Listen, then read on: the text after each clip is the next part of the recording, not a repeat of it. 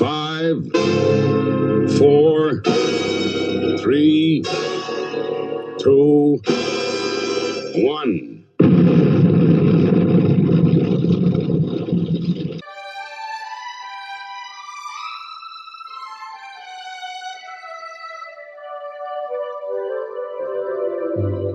You're old, groaning like a geezer.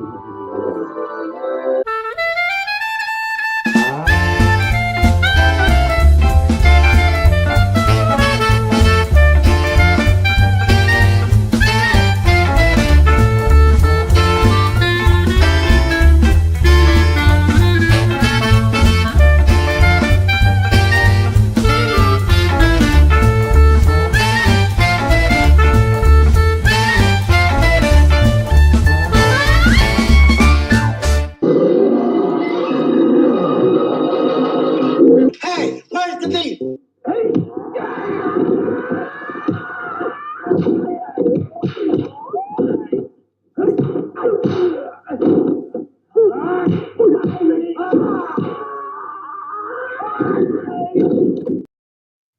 That intro was filmed at Jeff Johnson's house. He has a training facility in there. He's a martial arts master, and we were able to get a little bit of exclusive footage on for the show today. Welcome.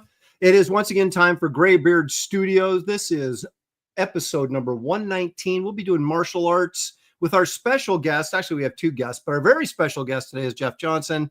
We also, Coran Kizer Stone is joining us again as well. We'll have a full house packed with excitement. Thanks for joining us. Let's get on with it. Everybody say hello to David Williams and the freeloader, Gary Martin, who's apparently living at David's house now. You know, that Bruce Lee scene is what Gary's been doing out here to these Albuquerque turkeys. Is Gary there? Yeah, David's neighborhood is now mine. Gang boss Gary Martin. I love it. Here's a guy who's the boss of his own studio, but once he steps outside it, I don't know. It's Dan Lawless. Hey, Dan. Hey, everybody. Hey, why didn't they all those guys just attack Bruce Lee at once? They all come in at one at a time. Never understood. Well, Just lump them all together. You can't stop that many people. Well, they got in a circle and they all charged him, and he was just people. Yeah, but they charge them one at a time. They don't charge them all together. They should 1, 2, 3, get them. That movie was dubbed horribly, I might add, but or excellent, whichever your opinion. Yeah, exactly. Right, exactly. Let's see who else is here. Hey, you know him, you love him, Coran Kizer Stone, Mr. Coca-Cola. Welcome. Hey, what's going on? I don't have Coca-Cola today. I have some coffee, frappuccino, but keep you awake.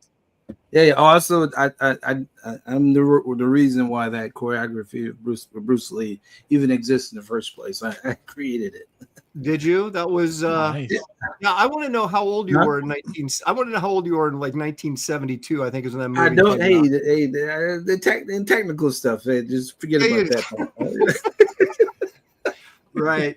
Hey, we are honored to have a very special guest. This is a guy Jeff and I have combined over the years to destroy 3 companies: Blackthorn Publishing, Malibu Comics, and then, of course, CrossGen. We were working there together at all 3 of those when they went under, so it's got to be us. But he also, on the flip side, taught me how to juggle, so he has a very special place in my heart. Please welcome Mr. Jeff Johnson. Hey, Jeff. Hey, guys. It's so good to see you. It's so good to catch up.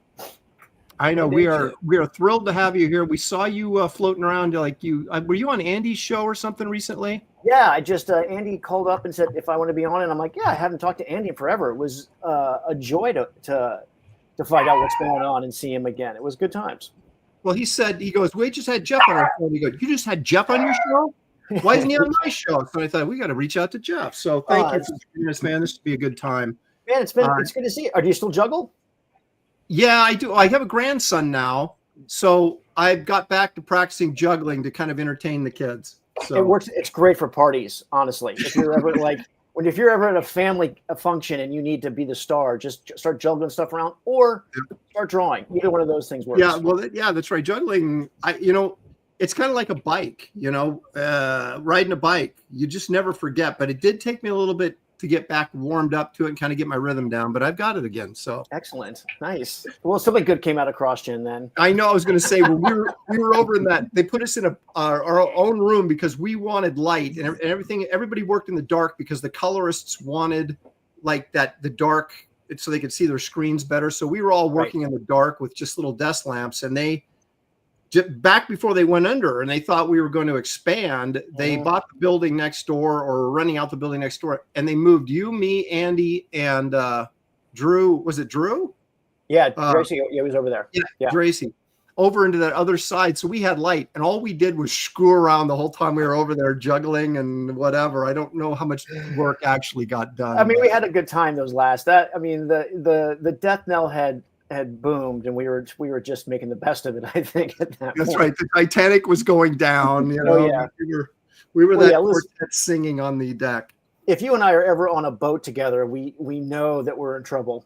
Oh, dude, that's right. We bring the life vests because Jeff and I are like that. It's like negative and antimatter and matter. Right. We get together and it's just destruction. Well, I mean, we've been there. The end is always the best, right? That's when the most action's happening. That's when the best stories are happening. Have you guys worked at Marvel or DC Comics at the same time yet? Or no? Well, yeah. Back and forth. Not for very long though. You were doing Wonder Man, and I had just done like some What the stuff, and that's when I got pulled over to Malibu, and you were doing that Wonder Man miniseries or something, weren't you?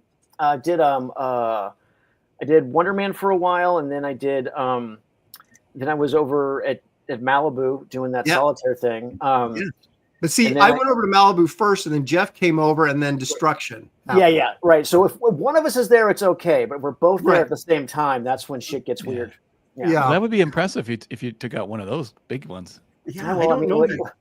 We'll have to try. Yeah, my phone ain't ringing off the hook these days. It's going to need more coordination. You guys got to work together. Right. Yeah, we'll have to sneak in somehow.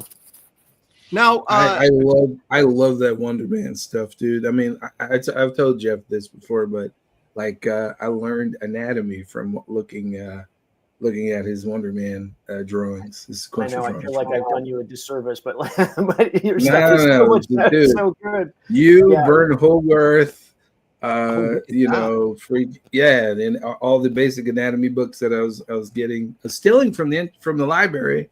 Glad none of my friends knew about it. I would have been called a geek for years. We learned anatomy from Jeff because he was posing all the time at CrossGen. So we would, just for fun. Taking his shirt off and I still have a bunch of Polaroids of you guys that I would use as reference. Do you remember that? I would take pictures of you guys. Really? Yeah. Oh my God. You're wearing a trench coat and selling them on the corner? Oh yeah, like I definitely like, hey, you want some action? Polaroids. So Kizer, when did you and Jeff, you guys work together on something or worked in the same? We were in the same studio while I was working on at Warner Brothers. I was doing Justice. You were doing designs for the new Batman show, right? Well, I was doing designs for the Batman show, and then Phil got me to do. After that, didn't get the green light. They ended up putting me on Young Justice as one of the character designers. Oh yeah, that's right. Working under Phil, and so you were a storyboard artist working there, and I would come and visit you because Jeff Johnson was there as Wonder Man, right? And then I saw like two. You had two of my pieces up on your wall, and I was like, they were awesome. Well, yeah, because we were there. It was very much the same as the old studio. Like, who was there late at night? Who was there doing stuff? Yeah. I didn't know if you knew that I did that. I was like, I can't believe he has two of my drawings. Oh yeah, dude, I was a huge fan of your stuff. I would look over your shoulder, over the top of the little wall to see what you were doing all the time. You had just great shots, great shapes. The stuff was it was impressive. I'm like, I can't. And then we worked over on Transformers Prime together after that. Oh yeah. Yeah. You were a storyboard artist, and I was a storyboard revisionist. Oh yeah, David, were you there at all, or was this after David Williams, or was this during David Williams? Dave was in a different building, I think. Oh, we were at Cartoon Network. Were you at Yep. Warner Brothers? Nope. You were too. I was, but at that time when you came in, I started working at Cartoon Network. Oh, okay. Yeah. Right. Yeah, Dave was there before I got there, before I started working in the animation industry, which was 09 or 2010 or something like that. You know, another Russian guy was there, Aaron. Josh Middleton was there for a little while. Well, was he? Yeah. Hey, buddy, what's going on, buddy? How you doing? Hey, how you doing, buddy? That's Yeah, I toured Universal Studios once, so that's about as Did you see a shark? Yeah, I did. Mm-hmm. I actually went on the Warner Brothers tour too, because I was working at DC. I went down there to visit and brought my whole family with me. And I said, "You guys get us tickets so we can go to Warner Brothers, so I don't have to pay for it." So we got the studio tour. Oh, on the lot? That's fun. Yeah, that's about as close as I got to actually working for those studios. Hung out there as long as I could till they threw me off. But yeah, I like that place. Yeah, that's all gone. I mean, so much of that's gone. Like they tore it down. They tore it all down. So what, all the animation stuff you mean? The ranch, yeah, that's all gone. They tore it all down, and yeah. Wow.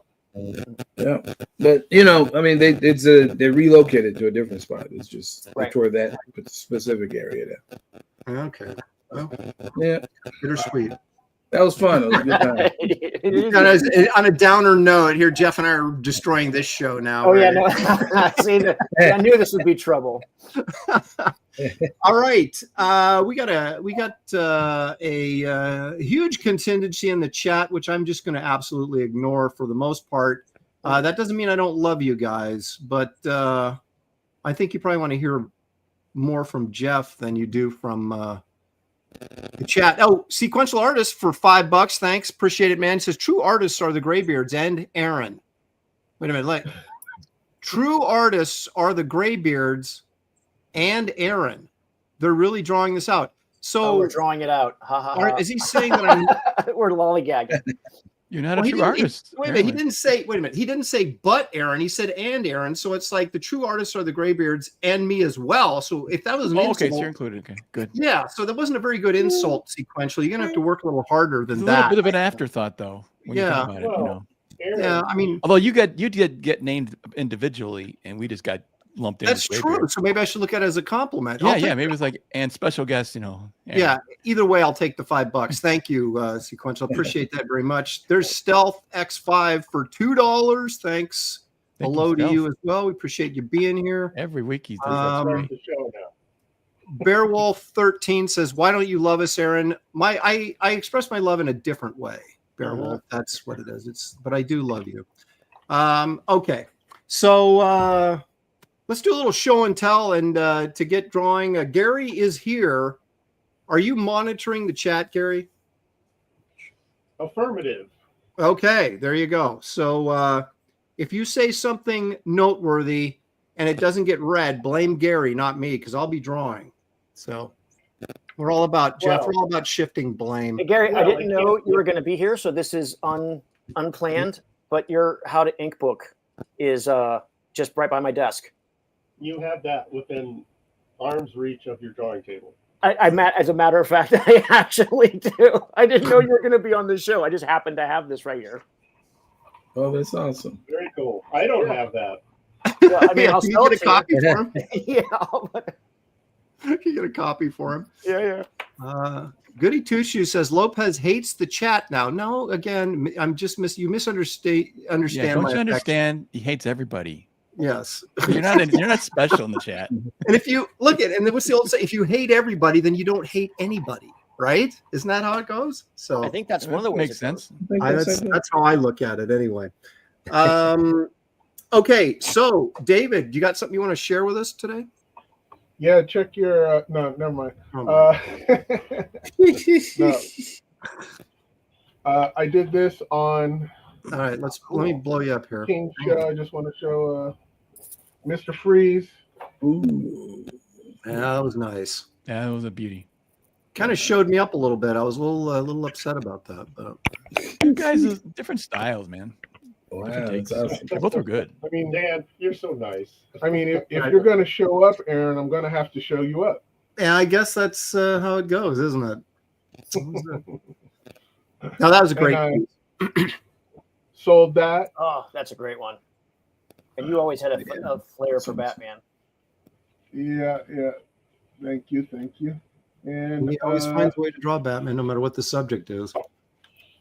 Oh, and that one, which this was good in black and white. Man, when it was colored, it was perfect. Yeah, your son did a great job on that, making it look like a James old comic or whatever. Wonderful. Yeah. That's awesome. He knocked it out of the park. I think I mean, I'm gonna have to get to cover It looked all like my total stuff retro. now. It looked like total retro, but at the same time, it was updated with your classic sort of style, and just really, it just was perfect, you know. And, Wow. so anyway, Gary has some stuff to share.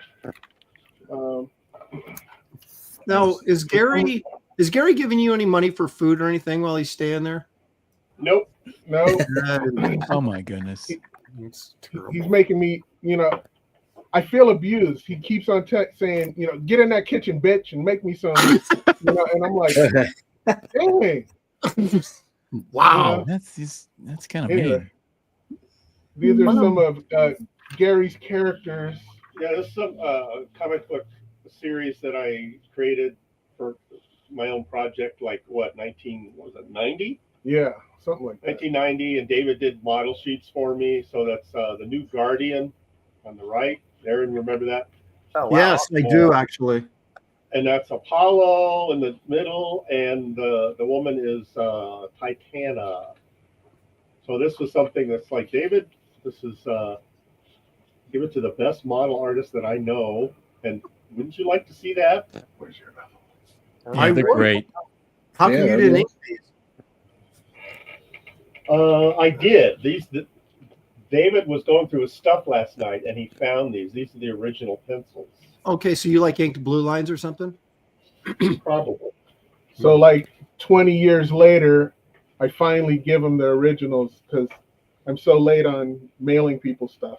I feel that. And this was like a sweet. Nice. Wow. Action shot of the New Guardian. So wait a minute. So Gary's staying at your house for free, and you're giving him original artwork. I've got Aaron, I've got a stack. Oh my gosh! All right, I'm coming next week. I'm coming next week. I'm gonna eat your food and take your artwork. Aaron, he's feeding me and giving me original artwork. Oh my gosh! Luffy is God says, see Aaron, dynamic. That's what David does, and you don't. Do better, Lopez. Sheesh. Brutal. I read that without even getting a super chat attached to it. All right, thank you for that. Dan. Oh man. Stealth, before Dan jumps in, Stealth. David took me to this place that had giant corn dogs, and we had just eaten, and we just never got around to going back there. So all I can do is talk about the legend of the Albuquerque corn dog. I can't really vouch for how good the corn dogs were. So you didn't video any of this, Gary? You didn't video any of this? Oh my God. We didn't see them. We just saw them on the menu, and I we had see. just eaten. So Okay. All right. Well, expect a better report next time. Yeah, I mean, really. I don't even know why you're bringing it up, Gary. There's corn dogs. Yeah, apparently we're there. talking about corn dogs in the chat. Well, It doesn't give me any information though. I know you didn't actually eat them, so all right. I'm sure there's corn dogs everywhere. Dan Lawless has got what is this? Well, it's a piece of art that I had done for someone else before and didn't use it, so I repurposed it and made it into a Black Panther. Oh, super cool. Sweet. I guess it is without his mask. Now, is he worried that people are going to know who he is now? No, he doesn't care. Okay. There's a white version of it. I made a snow version of it too. I was going to say, what do you mean you made a white version of it? Hey, now, what's going on? What are you talking about? You can't say anything on the internet anymore. Just forget about it. Okay, then I made it into a couple of colors. Kaiser's leaving. He's not going to take this kind of crap. You know what? I'm out of here, guys. I kept the important parts black. Okay. Okay. All right. There you go. I made it into a white background. Okay. You got to be specific. Well, no, it's it kind of looks like a snowy day in Metropolis there or something. Maybe. Right. You can have either one. So that's nice. I think I kind of like the warm colors better. But can you zoom in on Brother Man? Sure can. That's any closer? You want to keep going? Yeah, there you go. That's good. Oh, wait a minute. Show you white. I mean, right. Show you white. Very nice, Dan. So this was like an old piece you did, and you just got around to. Yep. I had done it. I colored it a different character, and I just changed the character. Updated. I thought it would look cool as a Black Panther, and he does. Very nice. It does look cool as a Black Panther. So, and I did. I did such a cool face. Blue Marvel. Huh? Hang on a second. What? I said you should have made him Blue Marvel instead of Black Panther. Oh yeah, he does look like a Blue Marvel. Yeah. I don't even know what that means. Yeah, who's the strongest superhero in Marvel Comics, Blue Marvel. He was forced not to be a superhero by the President of the United States back in the 1960s. Marvel Comics. Oh, damn! Yeah, look that up. Wow, man, I'm embarrassed now. Jeez, I had no idea. Kevin created that Blue Marvel. Yeah, Kevin Grievous. Yeah. Grievous did? Yeah. Okay. So I can't really. I don't want to change him in any other character because really, this piece is more about the colors, almost. The yellow, the purple, blue, the warm, reds. Anything that deviates from that is kind of to me takes it away. Blue Marvel. I know, but he's got a white eyes. I'm looking at it now. He's got a white big M. You can't have any whiteness in this. Oh, you got a problem with the whites? Yeah, exactly. What's your gripe with the whites? Jeff is like, what did I get into? Did I? I know where I'm at. I did share a studio for a long time. I know exactly where he's at.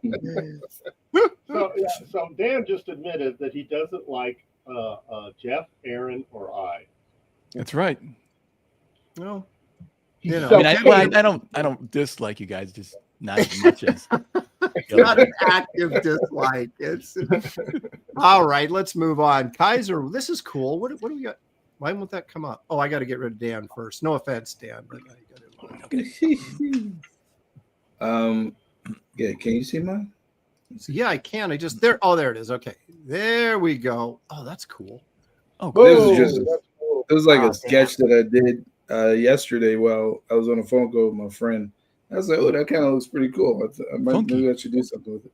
Yeah. So it's just a sketch. I like that window framing. That's cool. Yeah. Do that. Get a little lighting effect on there. A little, nighttime sky with a little, moon rim light on there. Yeah. It's almost like impressionistic. You got the Batman kind of a creepy. Give it that red Batman animated sky. Mm. Oh yeah. Oh, that looks super cool. That looks cool in black and white, but if you colored it up, that would look sweet, I think. And this was just some. I think I showed this last time, but I think I've seen that. Yeah, character design. Wolverine. I love that pose. That's Wolverine. No, just one. It's my version of Damien. Oh man. And all of them as young Martian Manhunter. Oh, thanks, dude. Do they have a show with these guys like Justice League Youth or something? Or are you just doing this for? I just came up with something. It's called Little League. Perfect. Mm-hmm. Yeah. This is a great example of showing you a figure in perspective, like that Martian Manhunter. Lobo pre-mustache years. Yeah. And I think. Oh wait. Yeah. I got a few. I have a whole bunch more, but I have like 2 I iPads like with these guys on it. Marcus Killigrew getting ahead of himself says Coran wins. It's not a competition, Marcus. man. Just a friendly gathering of artists. But it's fine. Coran always wins. Yeah, well. Well, David Williams, he's always winning. I'm gonna get you. That's oh yeah, and this is the that's what he does. Oh, I love that. Wait a minute. Did you draw that Hulk on the show, then add the thing later, or is this a different piece? Yeah. Okay. Yeah. Yeah. This piece like doesn't even need the sound effects. It's just you can hear that rock crunching. Oh, you can definitely feel it. Yeah. Nice soft focus on the background. Is the thing wearing jean shorts? Jorts. You're at the beach. Yeah. It's a little more dignified, you know? Yeah. And that's all I get for now. That's nice. That's Better than a plenty. thong. That's plenty. Now, our good friend Jeff has a. Let's get rid of that. Has a campaign. This hasn't launched yet, but there's the sign up, right? Yep. So let's take a look at this. Let me bring it up here. There we go. Rogue's Kingdom. What is this about, Jeff? So Rogue's Kingdom, this is the second issue, and it's basically it's a swords and sorcery fantasy story, sort of set in like 17th century France. So it's like if 3 Musketeers met Lord of the Rings. Okay.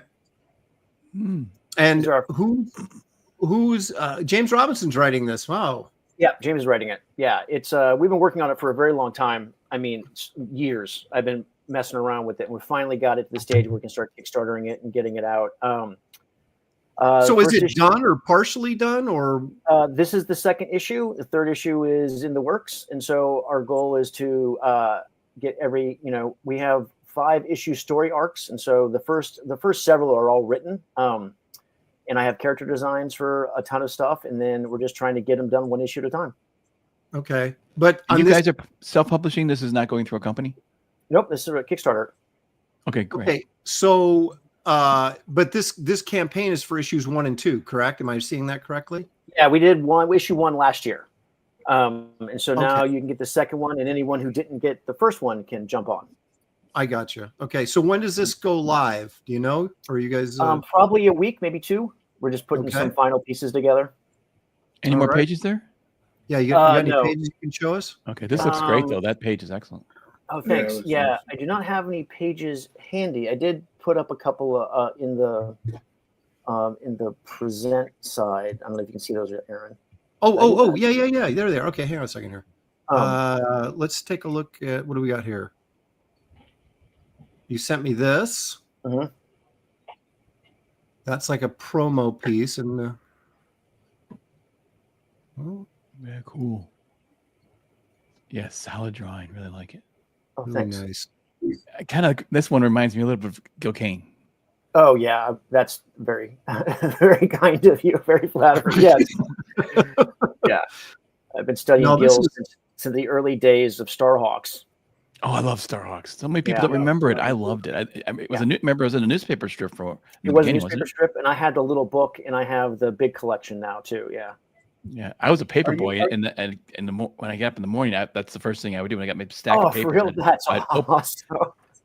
Open it up and read that comic strip. Yeah. So, are you digitally inking this stuff? No, so I inked the first issue, and it took me forever. And so now a friend of mine is inking on paper and digital stuff, so that hopefully we can start going a little bit faster. How many pages are an issue? Are these regular comic size, or are they graphic novels, or what are we looking at? I'm doing standard old school. I draw on paper. I've tried to do digital, and I do it for storyboards, but I just can't. I can't let go of drawing on paper for comics. So I'm still analog when it comes to that. So 11 by 17 standard comic book size. Isn't that funny that we call drawing on paper analog? Isn't that a digital term? I know. Yeah, it's such a digital term. It's electronic term, yeah. Yeah. I tell you, I think I'm going to go back. I do some of my stuff digital, but for doing a comic series, I think I draw on paper because it takes too long to do digital. When you go and you zoom in, you end up working on something much larger. And well, it does save me. Yeah, it does save time from going in and getting lost in like the tiny details that you never see that won't reproduce. Yeah. Yeah, I do that when I'm coloring. I zoom in on something and then you like zoom out and you realize I just spent 2 hours coloring this guy's face and his face is like a half an inch. Right. Yeah, that's the danger. Yeah. What did I do? Yeah. So Aaron, are you all digital? Do you do paper? Are you still digital? Are you just coloring? Dude, I don't even digital. I can color in Photoshop and that's it. Okay. I do everything pencil and ink on paper and then scan it. So can't teach an old dog new tricks, Jeff. You know that. Oh, do you have a Wacom tablet, Aaron? Or? Yes, I do. I have one. Yeah. Look at this. This thing is like 20 years old. Oh my gosh, that's my first. Oh, I can't is that the one where you still draw on it and then look at the screen? Oh. Yes. Yes. Hey, it still works. I've never been less of a Luddite than someone before. Well, Jeff, you know what's interesting? Jeff, you know what's interesting for me is I started out with that very tablet right there, and I got used to it. And now what I do when I'm doing my digital stuff, I mirror my screens. Like I mirror I got my iMac and I have my Wacom tablet with a display, and I mirror them. And I end up doing. I'm looking at. You'll see me if I do my tutorials online. I'm looking at the screen. I'm used to it. It's so weird. It's like sometimes I'm drawing on this and like, what's this thing? I'm like, oh, it's my hand. Get out of the way. You know. Oh, that's tricky. Yeah. So it's kind of funny. I can do both, but I actually end up. It's like for certain things, like if I'm trying to trace something, I can look down at the screen. And that's better. If I'm looking at a sort of a drawing, sometimes it's better for me to see it. I can't explain the difference, but well, for a long time I was drawing with a mouse. Like before getting into that blows my mind. Yeah. Before getting into the animation industry, because I had a Wacom tablet, but I never used the stylus on the Wacom tablet. I just used the mouse on the tab. I don't know how you did that. That's insane. Yeah, that's like super backwards. I mean, it's not just. I know. But I was so used to color. Yeah. I heard about that. Yeah, but that's how I was used to, because when I was in high school, I would paint with a mouse and TV Paint, or whatever that program was on the PCs, and I would just paint, and then the people would come in and they were like, "You did that on the PC?" And I was like, "Yeah, just drawing." I was like, I drew it just like it was with a pencil or a pen. Didn't matter what it was. But when I went to Warner Brothers and I saw that they were using Cintiqs, I was like, "Oh, okay. I see y'all are working on spaceships. I see what's going on here." Oh yeah, yeah. The Cintiq took a little while to get used to. It felt like drawing on glass. I could not get a handle on it for a long time. Yeah. Well, you know what I did? I put a piece of paper over it. Like, really? And it kind of wears your tip down a little bit faster. But it's. I call it. Hold on, Dan. Hold on. I call it Wacom. Coran calls it Wacom. Dan calls it Wacom. Yeah, well, supposedly it is. I always called it Wacom until someone corrected me and said it's Wacom. It's like, I prefer Wacom because what Wacom sounds kind of perverted, you know? Right. I used to say submariner, and then I got corrected as a kid. It was submariner. So it's a language thing. I think both are acceptable, Aaron. Are they? Yeah, I think I've had this conversation a ton of times, and with actual submariners, people in submarines, like you can be a submariner or a submariner. Okay. Well, I don't feel stupid anymore. Thank you, Jeff. No, you were never stupid. You were just they were taunting you. Hey, I want to encourage everybody to hit the like and subscribe button. We're about ready to get drawing here, and appreciate everybody being here. And our guest, of course, Jeff Johnson, and our sometimes guest and sometimes guest host, Kizer Coran Stone, is also joining us along with the regular Motley crew. Okay, so we're doing martial arts characters because you guys demanded it. And when I say you guys, I mean the chat. So, David, you've had time to think about this. What are you doing? Batman. That's what I thought. Well, he knows martial arts, right? He does. He does know martial arts. Okay. No, I'm kidding. I'm not going to do that. I'll probably do. You're a liar. You are going to do it. I think I'll do either Shang-Chi or the Karate Kid from Legion of Superheroes. Oh, fun. All right. Cool. Yeah. Dan? Iron Fist, I believe. Sorry, buddy. I was going to do Iron Unless Fist. is there another good martial arts superhero out there? Yeah. I mean, I know there's a Midnight. lot of them that know Thank martial arts, you. but Well, do Misty Knight. Do Misty Knight.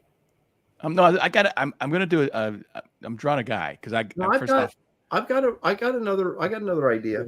So, Kizer, what are you going to do? I'm going to do a Ninja Turtle. Oh, Raphael. That's clever. I like that. Even Raphael. All right, I like that. Yeah. All right, Jeff, you're the martial arts master. What are you going to do? Well, I'm going to draw Boone from CrossGen. You mean that? Sweet. Oh boy, you are really tempting fate today. Both of us on this show, and you're drawing a CrossGen character. You're right. I should back off. I should do Iron Fist. If we're gonna bring a company down, let's do Marvel. Yeah, go for it. No, I don't want to. I'm just. If you want to do Boone, that's what you. It's whatever you like, pal. Well, what else? What we you really should do do is CrossGen? watch me draw. Jeff, watch me draw my Iron Fist, then correct it. Okay. Oh, sure. Okay. Yeah. Okay. I'll give you notes. Jeff, Okay. Jeff, you should do a Power Ranger. That would be awesome. I would love to see that. They know martial arts. They do. They're pretty Yeah, good. with a dorky. No, what? I No. You need a Power cool Rangers guy. are You need awesome. somebody cool. Well, I was going to do Iron Fist, but I kind of knew Dan would probably sweep it out from under my feet. So my backup plan is Hong Kong Phooey dragging on a heater, and that's what I'm going to do. I love Hong Kong Phooey. He's the best. That was a great show. Yeah. Great beginning. You know, where he jumps on the couch and bounces into the different trash can and stuff. It's totally martial arts all the way. So I think I might change my mind. I think I might do a Gotcha Mind character. Oh, extra cool. Make me sick. Oh no! Sorry, I'm gonna switch my camera to. There we go. Yeah. All right. Well, let's turn the clock on, and we've got about we'll go to about 4:15. That's Jeff and my time. Okay. Yeah, it was pressure now, Jeff. All right. Let me see. While you guys are getting started, I'm going to scroll up and read an answer question. Yeah, please help Alexander. Your cart, Jensen. Am I getting that correctly? Gary, what's the difference between your inking book volume 1 and 2, and also there's a 3rd edition? Does that contain 1 or 2 or both? Well, to make it more complicated, there's 4 versions. So volume 2 has extra material that's not in volume 1. Then the 3rd edition, we collected 1 and 2. And the latest edition, it's the collection of 1 and 2, and then updated material plus new material. So some of the comments about how the companies run and page rates and stuff like that was updated. And then I also added new material. And there's also a chapter on digital inking in the latest book. And that's the good news. The bad news is it's long out of print and almost impossible to find. But Jeff Johnson has a copy, and he'll sell it for the right price. He's got the early edition, volume 1, I think. I have the old school version. Yeah. Yep, me too. Yeah, I've had it for a while. I'm going to cash mine in for the money. Well, there. Volume 1. If you can find one, they're hundreds of dollars. And if it still has the blue line boards in the back, then it's gold, baby. Hey, Aaron, I always wondered what Gary is wearing. What you just see, his top side up, and I found Creative Face sent me this the other day, and that revealed it, and I couldn't believe it. So if you want to share my screen, I was okay. A bit shocking, but oh wait a minute, I gotta take this doggone thing. I really did not think this was the case, but I guess it is. No, and this is on Andy Smith's show. This is what Gary was wearing. Okay. It's blurry. Yeah. I can't. What does it say? Belly shirt. Belly shirt and tights again. Yeah. Guys, I didn't think this, Dan, you ruined the joke. I don't even know what's going on here. I don't know what you're talking about. Can't you see the picture? It's blurry. It's blurry. Yeah. Look at the image below Gary. Oh, I see. Is that the joke? Yes. Oh, I get it. Oh, yay. Dan, you're fired. You guys, I can't. You're fired, Dan. You're so fired. Yeah. You made us just exclusively. Hey, you guys are like, it's blurry. I'm like, what are you you talking about? got a nice little waistline there. That's okay. Man, I didn't blow the joke. You guys blew the joke. Part of it is hey, it's delivery, Dan. It's delivery. Oh, look at Dan left. That was a cryptic joke. What happened to Dan? Where'd he go? He's crying. I know he's got to wipe his tears away, and then he'll be back. There he is. Okay. All right. Darn it. There he is. Okay. We thought you left because we hurt your feelings, Dan. I'm sorry. I'm trying to stop sharing the screen. I pushed the leave studio instead. Well, that's one way to stop sharing your screen. I really wanted to stop sharing it. Apparently, Randy Hall says Gary had bottom surgery, so I don't know what. Yeah, that's what I thought. Like, you can't deny it, can you? Okay. What? Did I have bottom surgery? Yeah. Well, according to the picture. Yeah. You know what, Gary? You could actually show your Bruce Lee picture that you did not include in your book, and it'd be like a new piece of artwork since no one ever actually got it in their book. That's true, except that's at home. Okay. Well, I thought this is your new home. Well, I burned down my old abode, and now I'm just, living off of David. Okay. Well, whatever works. Let's see here. All right. Oh, I want to mention that the link to Jeff's hang on, Gary. The link to Jeff's campaign is in the description of this video, along with my Wraith of God Fear Hollow campaign, David Williams' Fearsome, Dan Lawless's YouTube, his educational YouTube channel.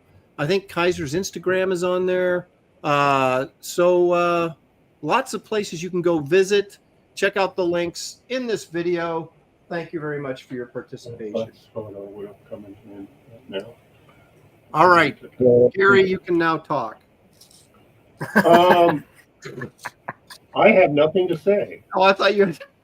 Well, that's amazing. Well, I was going to say, wait, what? Okay. Well, I guess I'll share this. Never mind. I'll share a photo to be continued next week when I'm at home. All right. Continuing this bottom surgery scenario. Oh, okay. But I don't have access to it right now. All right. We'll pick this up next week. Hey, Jeff, I got a question for you. Yes, sir. So after CrossGen, you ended up at Warner Brothers. Is that correct? So I did some Star Wars for Dark Horse when I moved out to LA, and then I started doing backgrounds on Justice League Unlimited, and then once I was in animation, I just sort of stayed in it. I loved getting, having a desk and mostly just having an IT guy was one of the best things about animation, since I'm terrible with computers, and whenever anything goes wrong, it's always a nightmare. So just having the ability to call someone was more than enough for me to make the shift. Yeah. I'm sorry, I'm digging up some Hong Kong Phooey. I don't know if the reference I have for Hong Kong Phooey, it's actual karate poses here. I think you may be disappointed with me, Jeff. Let's see here. Oh, that's a good one. I like that. So, do you miss drawing Rambo by any chance, Jeff? You ever think about that? And what might have been? Nah.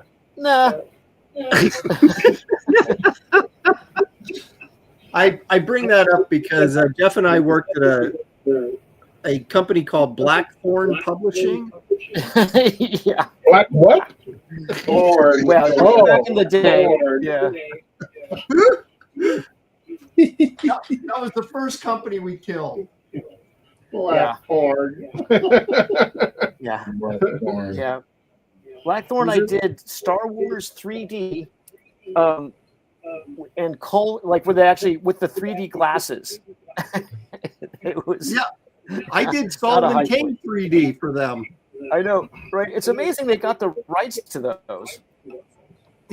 That's where all their money went. Because I don't know, did they pay you? Because they owed me money still. Oh no, I never got paid. Yeah, well, we were breaking in. That was your first job, I assume, right? It was the first, and I got some experience. And then after that, not too long after that, I was able to break in at Marvel. But yeah, it was working for free and taking the lumps. It was kind of the process back then. Yeah, it was. It was like so foolish we were as youths, but it was like we had that attitude, right? It's like I worked for free as long as I could be in comics, and then now we're like these guys was that a money on the back end kind of deal? No, they said they would pay us. Yeah. Yeah. I thought I might get paid, but then when I didn't, I wasn't surprised. Yeah, I was under the impression I was going to get paid. Yeah. And then they'd always say, well, okay, give us a couple more weeks, but keep working. We're like, okay, Yeah. I think I got paid some for, I might have got paid for my Blackthorn, for my Solomon Kane 3D, but I did 2 issues of Rambo that I did not get paid for. How many issues? Man. 2 or 1.5, something like that. Thanks for finishing that entire issue, Aaron. Even though you haven't been paid, please start another one. Hey man, it was my first job. I was like, after like halfway through the second issue, and I still hadn't got paid, and I think they went under. Wait a minute. We were young and hopeful. I think that's really. Yeah. Yep. How did you get your first job at Marvel? Did you just send in samples? Did somebody, were you at a con? How did that work out? So I've been going to WonderCon, Creation Con. I've been going to all the shows in the Bay Area forever. And then down to San Diego Con and making connections. And when Fabian, who I'd become friends with at, I think at a WonderCon, got the gig as the editor for Wonder Man, we had been pals for a while. And so he called me and asked me if I wanted to try out. And then I did. And then I amazingly got the gig. And that was it. That was then I had broken in. It was super surprising to everybody. Well, now, okay, I gotta ask you this. What was that, Terry? Was this stuff that Terry Austin? Yeah. And that was hilarious too, because Fabian asked me who I wanted to ink me, and I just shot for the moon. And I asked for Terry, and he laughed first, but then he called Terry, and Terry said yes. Wow, that's awesome. Yeah, Terry would go to the Marvel office and like look at artists that he wasn't familiar with and say, "I want to ink that," and they say, "Okay." Yeah.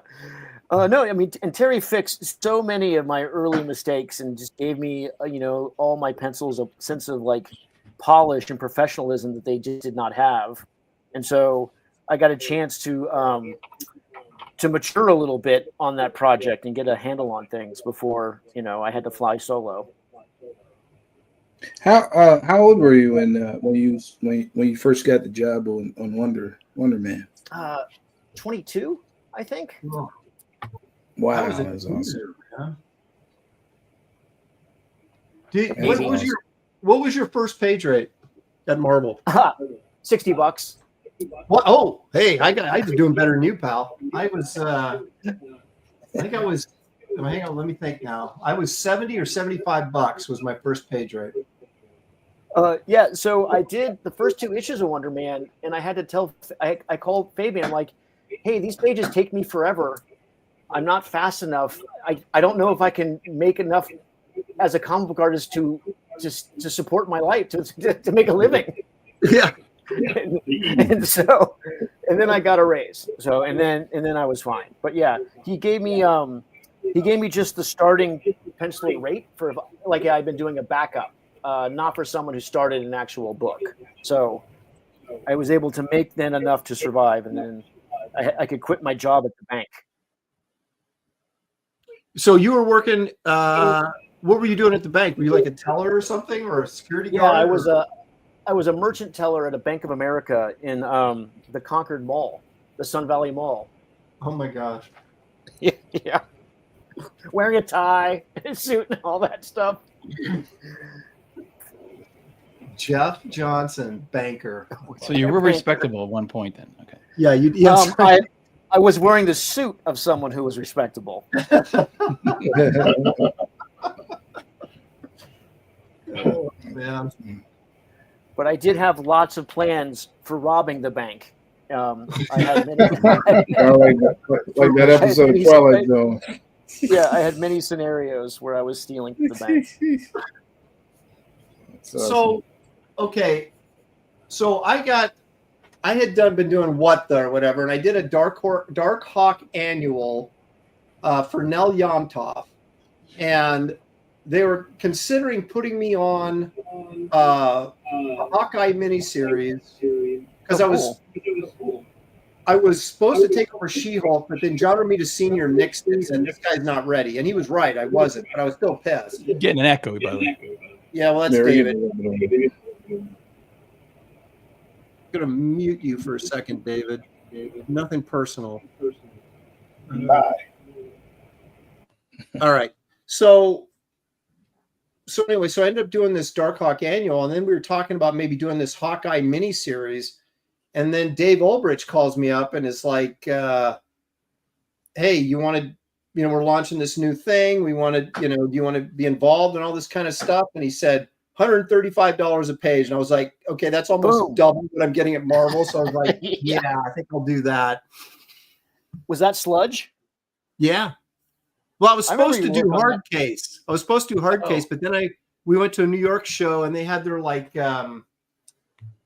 they had their booth set up and they had this little portfolio and had all their characters in it. And I came across Sludge and it had been designed by Kevin Nolan.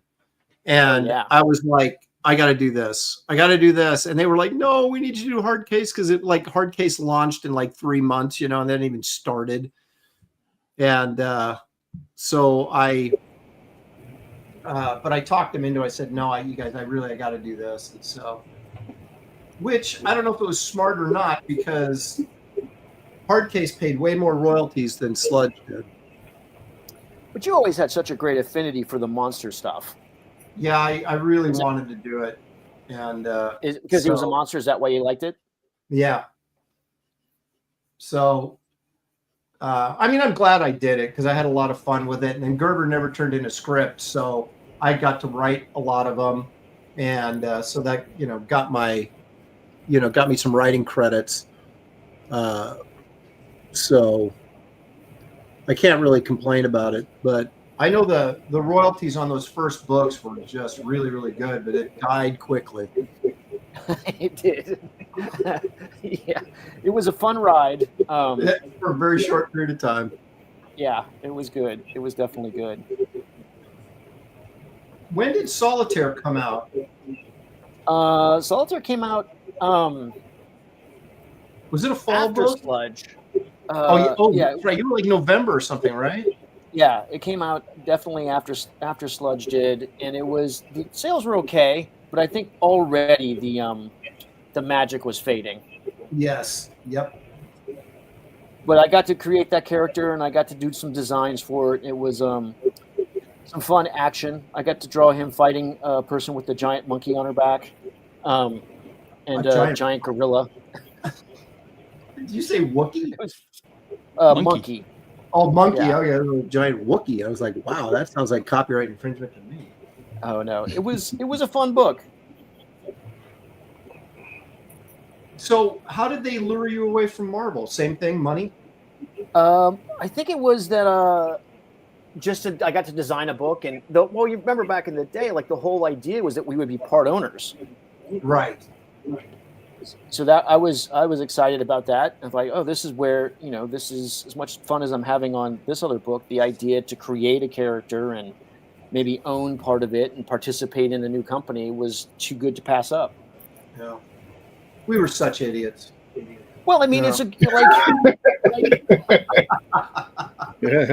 can't blame a girl for trying, right? Like it's the whole.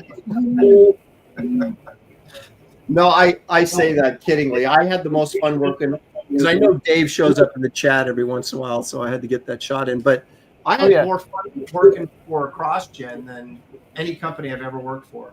I really enjoyed it. Oh yeah, well, CrossGen was, I'm not CrossGen. I'm sorry, Malibu. I meant Malibu. Oh, yeah. Yes, CrossGen was another thing. Yeah, I loved my time at Malibu. I went down to I think it was an LA Comic-Con and did like a Malibu panel. That was a lot of fun.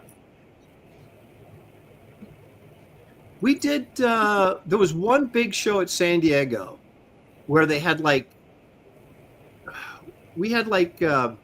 almost like the Newlywed Show booths, mini booths for each of us to set in, and it was like. Were you there for that? Where they had like the booths on either side of the aisle, and you'd walk through this like they had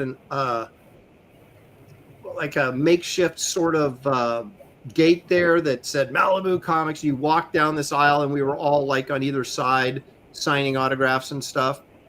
I don't think I was there for that. Yeah, well, that's when we felt really special for that one moment in time. It's fun to be, the belle of the ball occasionally. Yeah, being the big fish in the small pond, as they say. Yeah, Sludge was in the cartoon, wasn't he? Yeah, I actually got like a $3,500 royalty check or $5,000 royalty check, something weird like that for that. Like he was in like one episode of the cartoon show. Him and Lord Pumpkin. I still never. Oh yeah, that's right. I've still never had a character animated. I would love to do that from comics. I mean, animation doesn't count. But I think it would be really fun to see a Way of the Rat or a Rogue's Kingdom animation thing. Well, Way of the Rat almost happened, didn't it? It really did. It came super close. Yeah. Which was one of the things that Mark and I had the most conflict over. He wanted it to be a certain thing and was very angry when it wasn't that thing. Well, now, meaning the comic or what they were going to do with the movie? What they're going to do with the movie and how the movie was being put together. And I don't know, were you around when he was doing his rants about Spielberg and DreamWorks and all the various people involved in the movie? I think. Well, did you when they laid everybody off that first round?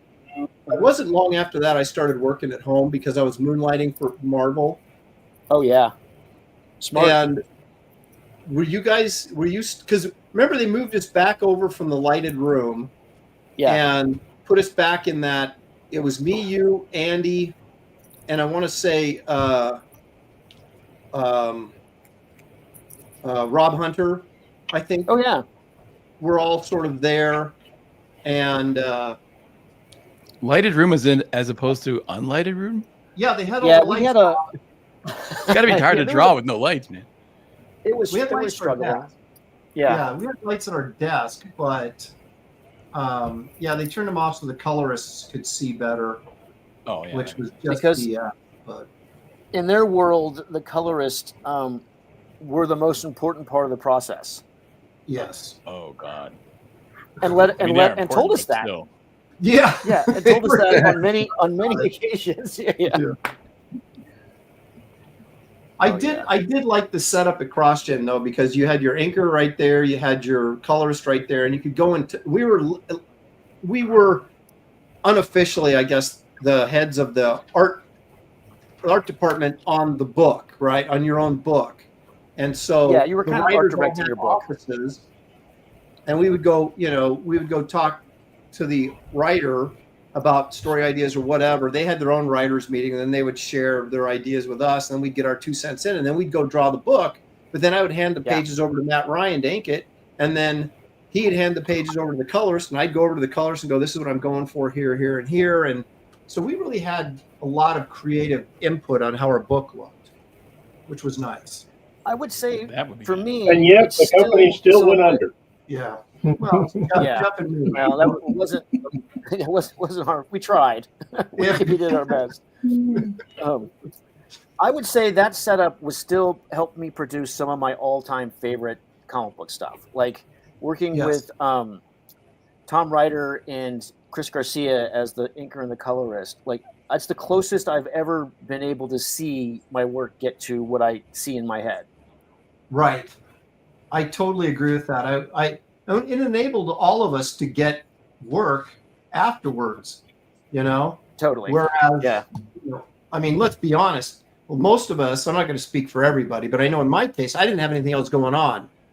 And they offered me that, trip to Florida, and they pay for the move and you get a salary and all. And I was like, okay. And my wife wasn't thrilled with it, but we went anyway. And, I figured if we get 2.5 years out of this, it'll be a miracle. And that's exactly what we got, was 2.5 years, and it went under. But well, has there ever been, other than Dark Horse, which has somehow survived, and I guess Boom has now too, but back then it was like you get 2.5 years out of a startup company, that's about the shelf life. And so, but I thought the work I did at CrossGen was clearly the best stuff of my career, especially at that time. And so it enabled us. I don't know if you remember this or not. The company still went under. Yeah. Yeah. Like I said, not our fault. We tried. We really tried. We tried really, really hard. And I remember when we all knew it was going under, because Bart Sears' brother, was like in charge of the finances, and he was feeding us information that everybody else wasn't necessarily getting. We were out in the back field on our breaks. Like you'd see everybody, we'd stay about 50 yards away from each other, but there was always 4 or 5 people out in that back field calling Marvel or DC, trying to set something up. Yeah, totally. It's totally true. Yeah. I remember, so I don't know if I ever told you this or not. So I was able to I left early because they stopped paying us. And I was able to pick up some work at Marvel doing a few issues of Weapon X. And when Mark heard about that, he sued me for breach of contract because I was going against the do not compete clause. Which he wasn't paying you. Right, which he stopped, So, but actually it didn't stop him from suing me. And I actually had to lawyer up. And then are you kidding me? I found, but since I hadn't been paid, I was able to find a guy actually paid with comic book pages, since he was a huge comic book fan. So, no kidding. So I was able to, back Mark off from that particular lawsuit, and then I was able to get out of the state and never look back. But it was had I not found a comic book fan lawyer, I would have been screwed. Oh my gosh, that is. I mean, it's funny now, right? But at the time, I'm sure it wasn't. But they forced me to take my vacation time. And so I took a week of vacation. This was back when Rick Magyar took over as art director. And I loved Rick. He was a riot. Yeah, well, there was a lot of unsavory things going on, unfortunately, like, hiring people that they had no intention of paying or no ability to pay, I guess. Oh, but I didn't know that was going on. Oh, yeah. And even at the end there? Huh? Even at the end there, they were doing that? Yes. Oh. And it may be that Mark actually believed he was going to get some money in and he just never did, kind of thing. Right. But I knew, you could tell everything was going under. And so I went to, I took my week vacation and I flew to New York and went to Marvel and all these different places. And Rick Magyar called my house when I was gone, right, on this trip to, to Marvel. And Shelley answers the phone and said, "Oh yeah, he's not here. He's out." And he goes, "Well, could you have him call me?" And Shelley goes, "Well, he is on vacation right now." And he's like, "Yeah, I know. But it's really important and all this kind of crap." So she calls me and I'm like, "Oh my gosh." So here I am in New York. And so I have to call him back, and it's so funny because I was sitting there with Walter Simonson and I'm calling Rick Magyar, or he called me or something, and I'm lying to him, on the phone. And you were in the Marvel office when you called him back? No, I think Walter was teaching at what's the name of that school in New York? Marcus Killiger knows, he went there. S.A. was it S.A.? It's not S.A.G. It was something like that. But they have an art school there in downtown New York, and Walter was teaching there, and we were either going in or coming out after his class or something. And I had this call with Rick Magyar, and I'm sitting there, standing on the street in New York, lying through my teeth that, "Oh yeah, I'm doing it." And Walter's like, "Wow, what was that all about?" And I'm like, "Dude, I'm not normally a dishonest, untrustworthy person, but well, when they're not paying you, all bets are off. Yeah, exactly." Yeah, so, did you just feel like you couldn't be honest with them because you would have gotten in trouble? Well, they would have. What happened to you? Yeah, well, I just said, I'm like, you were obviously smarter than me because I didn't keep it a secret. Look what that got me. Yeah. And Gary says, and yet they still went under. So yeah. Aaron Marcus says School of Visual Arts, SVA. Yes, SVA. That's it. But I was working on Captain Marvel in the office while I was supposed to be working. I think they put me on a couple issues of Lady Death or something because everything was going under. Oh yeah, I remember that. I remember that era. Yeah, you were still in the studio. I mean, the office at that time. Yeah. And so I was working on Captain Marvel, unbeknownst to them, at CrossGen. And then I would have my Lady Death page right there, and if someone came by, I would flip it on top of the Captain Marvel page. Brilliant. Oh, yeah, good old days. Aaron, Taskmaster Dan says, "Dan's Iron Fist is really looking amazing. Love Aaron's effort." Who said that? Taskmaster Dan. Hey, which one of those? Yeah, son of a. Okay. I'm looking. I see Taskmaster Dan posting, but are you setting me up here? Or did he actually say that? Yep. All right. Well, talking on my behalf. Thank you very much. All right. Well, I can't find the exact in the chat, but Taskmaster Dan, this is for you. There we go. All right. Now he's going to be more loyal to me than ever. Wait a minute. Marcus Killiger now says, "I'm losing respect for Aaron. All this subterfuge." Oh my gosh! I guess I shouldn't have. I'm kidding. None of it was true. Desperate times. Yeah, desperate times, desperate measures. Yeah, look what happened to poor Jeff Johnson. He got sued for crying out loud. For just trying to make a living. I got sued after not getting paid. Yeah, it's bad enough you're paid peanuts in comics, but to get sued, it's just like, oh yeah. How dare you work for somebody else when you're working for us for free? Yeah. Do you remember when he threatened to shoot me, Aaron, at that meeting? What? What? You have to refresh my memory on this one because I'm not sure this. What happened? So we were in that other side. I don't know if you. I'm sure you were there. We were in that other side, and he was yelling at. It was a company-wide meeting, and he was upset because we had all been signing our time cards. We were just all signing them 9 to 5, and turning them in, because we were working way more than 40 hours a week. We were told not to.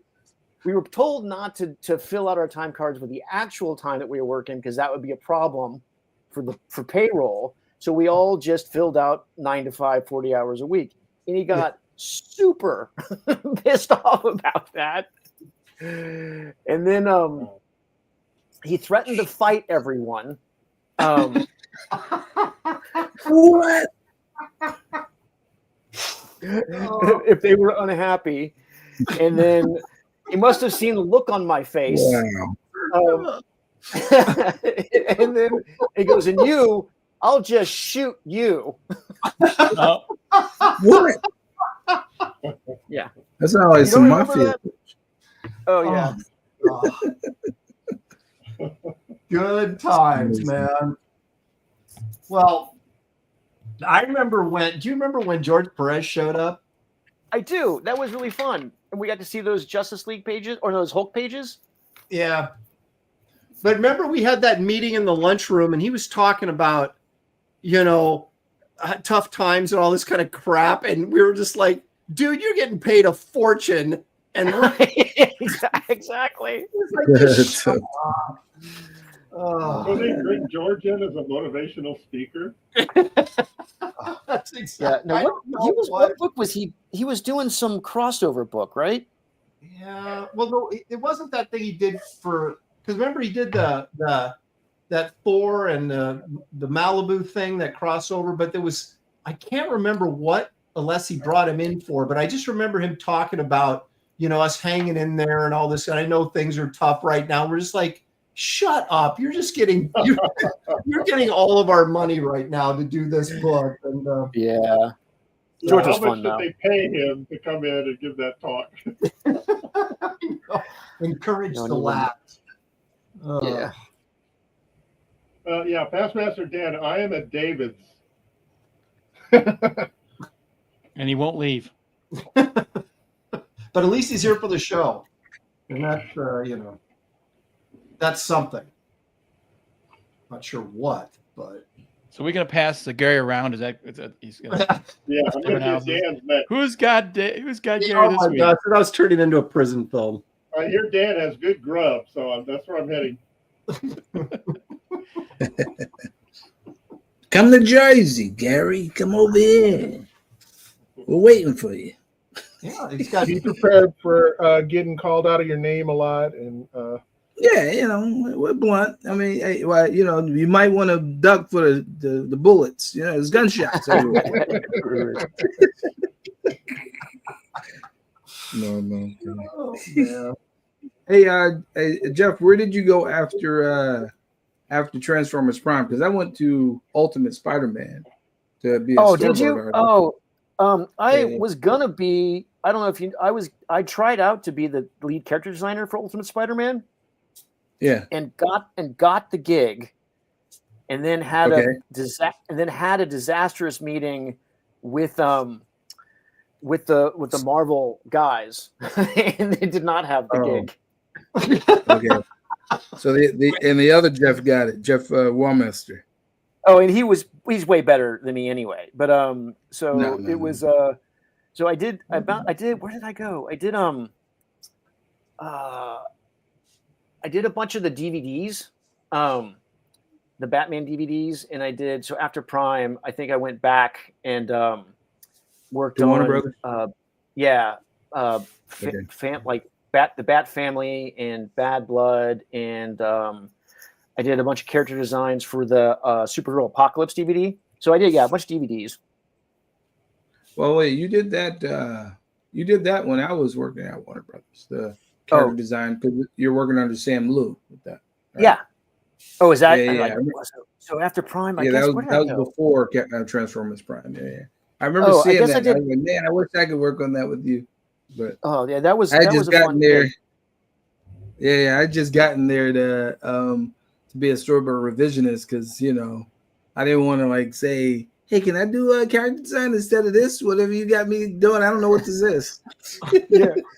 So what do you like? Do you like doing storyboards or character better? I like both. I really love, whatever, anything pertaining to art. But I felt like I fit character design at that time better, than anything else. But Joaquin, Kian Ryu, and Lauren, they really wanted me to be a storyboard artist to eventually like move up to become a storyboard artist. So that's what I ended up doing. Yeah. Did you when? Oh, man, my timeline is all jacked up. So I did so after Prime, I think I did a little robots. I did a little the kid one. The was Rescue Bots. Oh, okay. Yeah. I didn't work on that. That was too kiddie for me. I was like, that's like for a little. I remember Matthew Humphreys worked on that. He did storyboards on that, and they really loved him. But I was always going downstairs to visit the Spider-Man crew, the Ultimate Spider-Man crew, and plus all my buddies were on there. Like we all got transferred from the East Coast to the West Coast around the same time because we all were in the same group with each other, like like Jeff Wamaster, Chris Copeland, Justin Copeland, Sean O'Neill. We were all a part of that same group, and they just hired all those guys onto Ultimate Spider-Man. Yeah, Chris and Justin are amazing. Those guys are total badasses. Yeah. Oh yeah, definitely. So yeah, those guys were downstairs, and I had to go visit. And then they talked to Alex Soto, who was the supervising director on the show, and getting me to be Alex Soto wanted to see my work online because he never saw my stuff, and so once he saw my stuff, he says, "Hey, do you want to be a storyboard artist?" I said, "Oh yeah, sure, I could do that." And so he made me a storyboard artist right then and there. I was like, I have no experience in storyboarding, but I'm going to learn. Yeah, man. How long before you felt like you had a handle on it? I guess my first board was 15 minutes. Yeah, I was gonna say. Yeah, my first board would actually because I wanted to really impress them, so I was like, I learned as much as I possibly could. So that when I presented my roughs, after the 2 weeks, because of course you get 4 weeks or 5 weeks to present but you get 2 weeks for roughs, and I wanted to present really cool composed, stuff to my director, and my director really liked the stuff. They had very little edits, and nice. Everything that I storyboarded on that show ended up making it into animation, like exactly the way I did it. Oh, that's impressive. I'm not gonna lie, I struggled. Like my first season of Young Justice was a battle. I was terrible. I did not know what I was doing. Yeah, I remember them saying things, but at the same time, I remember looking at your boards and I was like, dude, I don't care. Your draftsmanship is just like phenomenal on these boards. You and Sun Kim. I was just looking at your boards for like, I would spend the night sometimes at Warner Brothers just to look at you and Sun Kim's boards, dude. That's thanks. Yeah, I actually don't feel like I was trying. I don't feel like I got a handle on boards until I was at Prime, and that was when I finally understood the process of moving the camera around. Yeah, I had to stop for a while. I stopped reading comics because I think it was messing me up. Like my shot selection and my timing. So I didn't read comics for years. Just studied animation and anime. Yeah. Did you work there when Chris was there as a revisionist? Copeland? Yeah. Yeah. When his desk was just outside of the office that I was in over there at that big building, 34R. Okay. Oh, okay. Transformers Prime. Oh no, I meant Warner Brothers. He was at Warner Brothers. Oh no. I meant Transformers Prime, because that's where he started like becoming awesome at boarding. Is when he started working on that. Was something about that show just made people like excelled made you Super Saiyan for some reason. Well, I don't know. Do you know Shant, right? Yeah, Sean. Yeah. Yeah. Shant I don't even say his last name. I don't say his last name. Yeah, I can't pronounce it. I would embarrass myself. But yeah, Shant was super kind and took me under his wing and took a lot of us under his wing and like really showed us the ropes of like how to do a good board. Yeah. And that's where I finally learned how. Because I was just throwing stones at the moon on Young Justice. I'm like, I guess I'll try this. Yeah. Maybe I'll do this. I want to hear more about this disastrous meeting with Marvel. Oh, well, so did you guys just have a different vision for what you wanted to do, or? Yeah, I think so. I got hired to do by the studio, and then I was supposed to really look like the comic, and then when I got in there, they didn't want it to look like the comic. They wanted it to be more of a kid thing, and then but that wasn't a conversation they'd really had before I was having my like starting meeting, as we were going to talk about the direction. And they're like, well, we want this and we want that. I'm like, well, that's not what I was hired to do. I can't do that. There were some heated words. You were just honest with them instead of going, oh yeah, I can do that and figure out how you're going to do it later. You just said, yeah, I didn't doing that. You weren't the only one. You weren't the only one they were trying out on character designer for Ultimate Spider-Man. They tried out so many guys until they decided on Jeff Waymaster, who at that time was working as a storyboard artist on the show. Totally. What was this Ultimate Spider-Man? Was this before they got Ed McGuinness to do the designs? Maybe after. Yeah, it was after. Yeah, Ed McGuinness, his stuff was cool, but it didn't work for animation. You know, we had to figure out how to liberalize those lines a little bit. Before Ed McGuinness got the job, they hired me as the lead character artist on that show. And then when what's the writer who's writing it, or who's the executive producer? Was it Jeff Loeb? Yeah, Jeff Loeb came in Jeff Loeb. And said, "Oh, I don't want any of this art. I want Ed to do the designs." So they kicked me off. He had worked with Ed on those couple of comic series, I think, hadn't he? Did he do that? He was that Batman Superman crossover? Yes. Yeah. That didn't work for animation either. See, drawing all those muscles, 1,000 times, it's just not going to work for animation. You got to figure out how to economize those lines. That's where they bring me in. It's like figure out how to simplify all that, but make it look like the artist. You know what I'm saying? And that's what they did with you, Jeff. You remember when you had to kind of in some ways simplify Sam Liu's stuff. Yeah. Well, I was the one who did the Public Enemies. I did the character designs for that comic. Yeah. That stuff looked awesome. And that was super tricky for that exact reason. I'm like, how do you get the feel of Ed McGuinness but make it animatable? Yeah. I think they tried out LaShawn Thomas too, right? On that. Yeah, he wound up doing. I did all the villains, and LaShawn did all the other characters. Yeah. Let me take a second here, you guys, and get a super chat if you don't mind. Jimmy Owens for $5 says, "Thanks for having Jeff on. I'm a big fan. See you in 2.5 weeks, Aaron." You will indeed at the Washington State SummerCon. Big fan of Jeff Johnson, though. This is Jimmy Owens. Thank you, Jimmy. Thanks, Jimmy. And Henry Jeremick says, Dan Lawless, is your Iron Fist reference originally drawn by Pat Broderick or Kerry Gamble? Just curious. It looks familiar.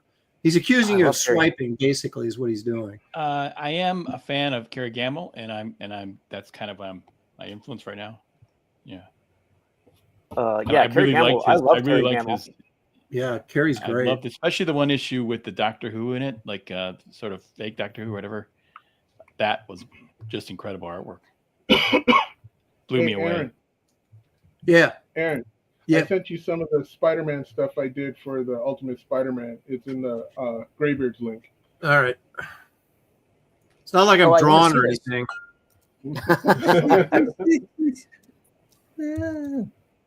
Is that what Shelley tells you?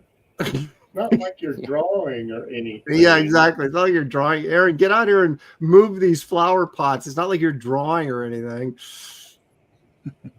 It's like when you're starting out and you're looking at comics and your parents say, I'm studying the artwork, and they're like, yeah, right. You're reading a comic book. Yeah. I can do two things. No, I'm looking at the art. I'm not reading a comic book. Both. I had to read comics on the down low. Uh-oh. You had one of those moms who throw your stuff out? My dad did not approve. All right, here we go. I'm going to make this really big here. Here we go, everybody. This is David's Spider-Man designs. Oh, yeah, I remember these. I saw these. Yeah. So Soto wanted me to draw Spider-Man like how, if Mark Bagley did an animated style. Wow. And I said, okay, I got to fix kind of Mark a cool Bagley. idea. Yeah. You said what, David? Nothing. I know. I want to hear it again.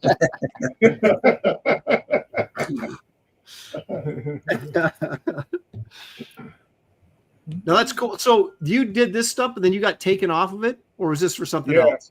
Oh. It sounds like that they had something in mind, but couldn't get it across, or they couldn't figure out how to ask for it, or kept changing their minds. Because it sounds like a lot of us went through that grinder. Yeah. They just didn't know what they wanted. They really didn't. They took a long time. I thought the show would never get made. You know, I was like, you didn't show the other stuff, Aaron. You only sent me one picture. No, there's like there's three.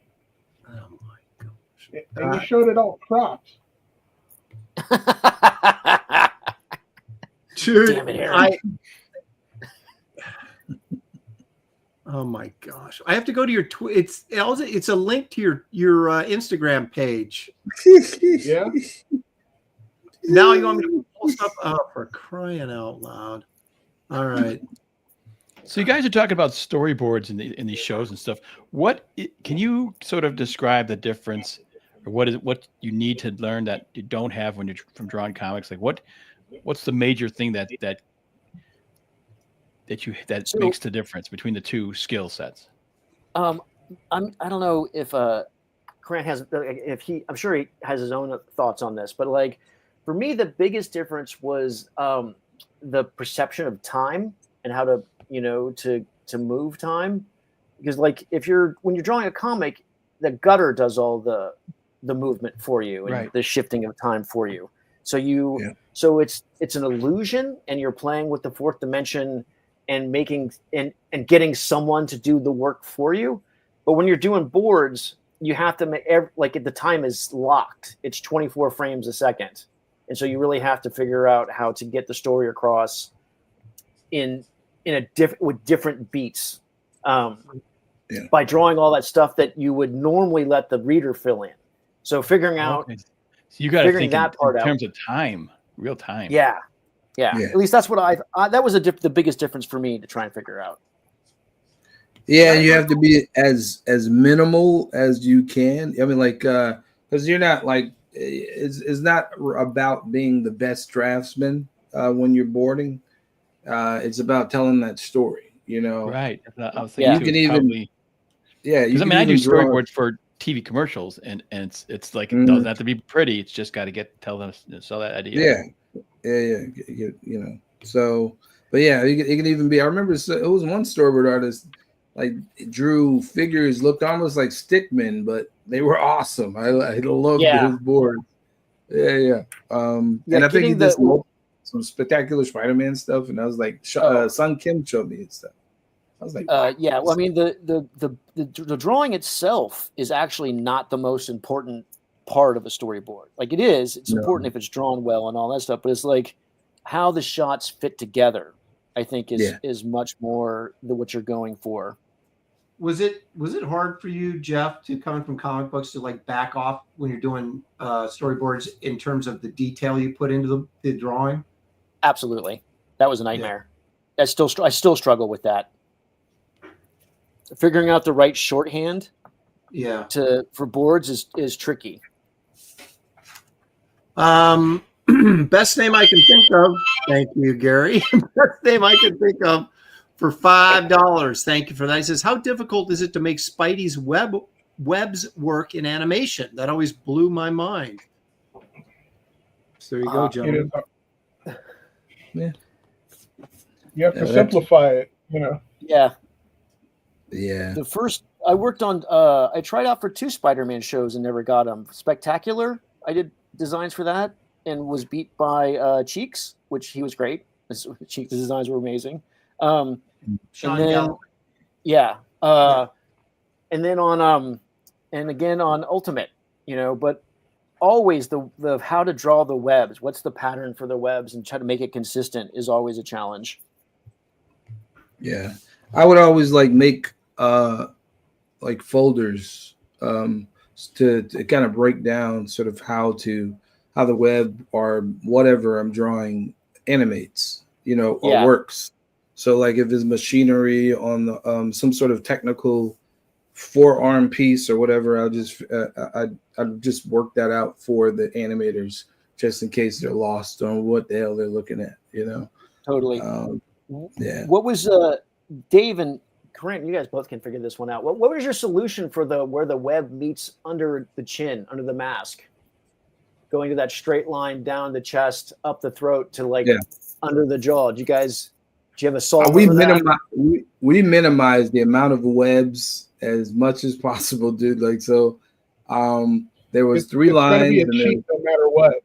Yeah. It was just like we were just sort of, and then of course. From a distance, there is no webs. We're not drawing any webs at all. It's just you know, red and blue, and maybe the white for the eyes, you know. But you don't need any webs. It's just like comics, you know. But close up, we just draw a minimal amount of webbing, you know, so that animators aren't there trying to figure out. Wait. Okay, so is it 3 or 4? Web at the bottom and 7 at the top. I don't know. Yeah. Well, I when I was designing them, whenever I would do it, I was always use Ramita as the guide because he took what Ditko did and simplified it, and he was trying to put some kind of logic to it. So, like the first lines from that circle in the middle of his face between his eyes, the next line down hits right on the base of the nose. Right. And then the next line across is the mouth line, and it creates a smile, like that friendly neighborhood Spider-Man smile. Right. And so if you have those, you know, sets of webs down, then you know how to simplify all the other ones. Yeah, pretty much. You just I just didn't want to make the animators' lives, you know, like I didn't want them to jump out of a window. You know what I'm saying? That was my goal. You know, mass very thoughtful. I didn't want any mass suicides in Korea, South Korea. So do you guys think that character design is easier than storyboarding, or is that going to vary depending on the person? Yeah. I think it depends on the skill set. I think I'm a better storyboard artist than I am a character designer. Okay. It depends on like this what you're working on, the show you're working on. Like some shows like have more crap, you know, on the characters, you know, more armor, and you have to figure out how to break down that armor, and then you have to draw more turnarounds, so that the animators can know how it looks from the side, 3/4 back, 3/4, you know, the back, the 3/4 front. It's so many things, and then expression sheets, pose. Then you got to do pose sheets for these. Oh yeah, some of these complicated characters. But you know, that's the stuff that I like. I really love drawing pose sheets, like, you know, and breaking down characters. Yeah. Have you done any comics since you were in animation? Are you doing any your own comic book character sheets and expression sheets? Do you do that whenever you're doing something? For comics? No, I don't. Yeah. I don't do any sequential comics. No. I've been asked to do them, but I'm always turning them out. Tom McFarlane, he hit me up. He called me out of the random, asked me to do Spawn. And I was like, "Oh, fun!" Yeah, and I was like, "Dude, I don't draw comics. Sorry. I love you. I'm a huge fan, but I'm not a comic. I can do them. I was never interested in actually doing a sequential comic. Really? I just love drawing superheroes, and coming up with my own. Yeah. Kick Coran out, Aaron. Kick Coran out. Yeah. Did you recommend David Williams to take over Spawn when you said, "No, I can't do it, Todd"? But you know, David Williams, there's a guy. I should have totally, yeah. Mm-hmm. But no, we already had that discussion. But I did tell him. I did say to Todd that I would do. His Go ahead, Coran. Finish your thought, and then David. I was saying that I would do his character design. Like if he was to do a Spawn show or anything Spawn related, and he was like, "Oh, okay, all right," and then and so now we're working on something. Oh, okay. So, David, what were you saying? I said I already dealt with that Spawn thing where he offered me Spawn before Greg Capullo. Oh, fun! Oh, sweet. And what'd you do? No, he wanted to ink me, and I was just like, "Yeah, no."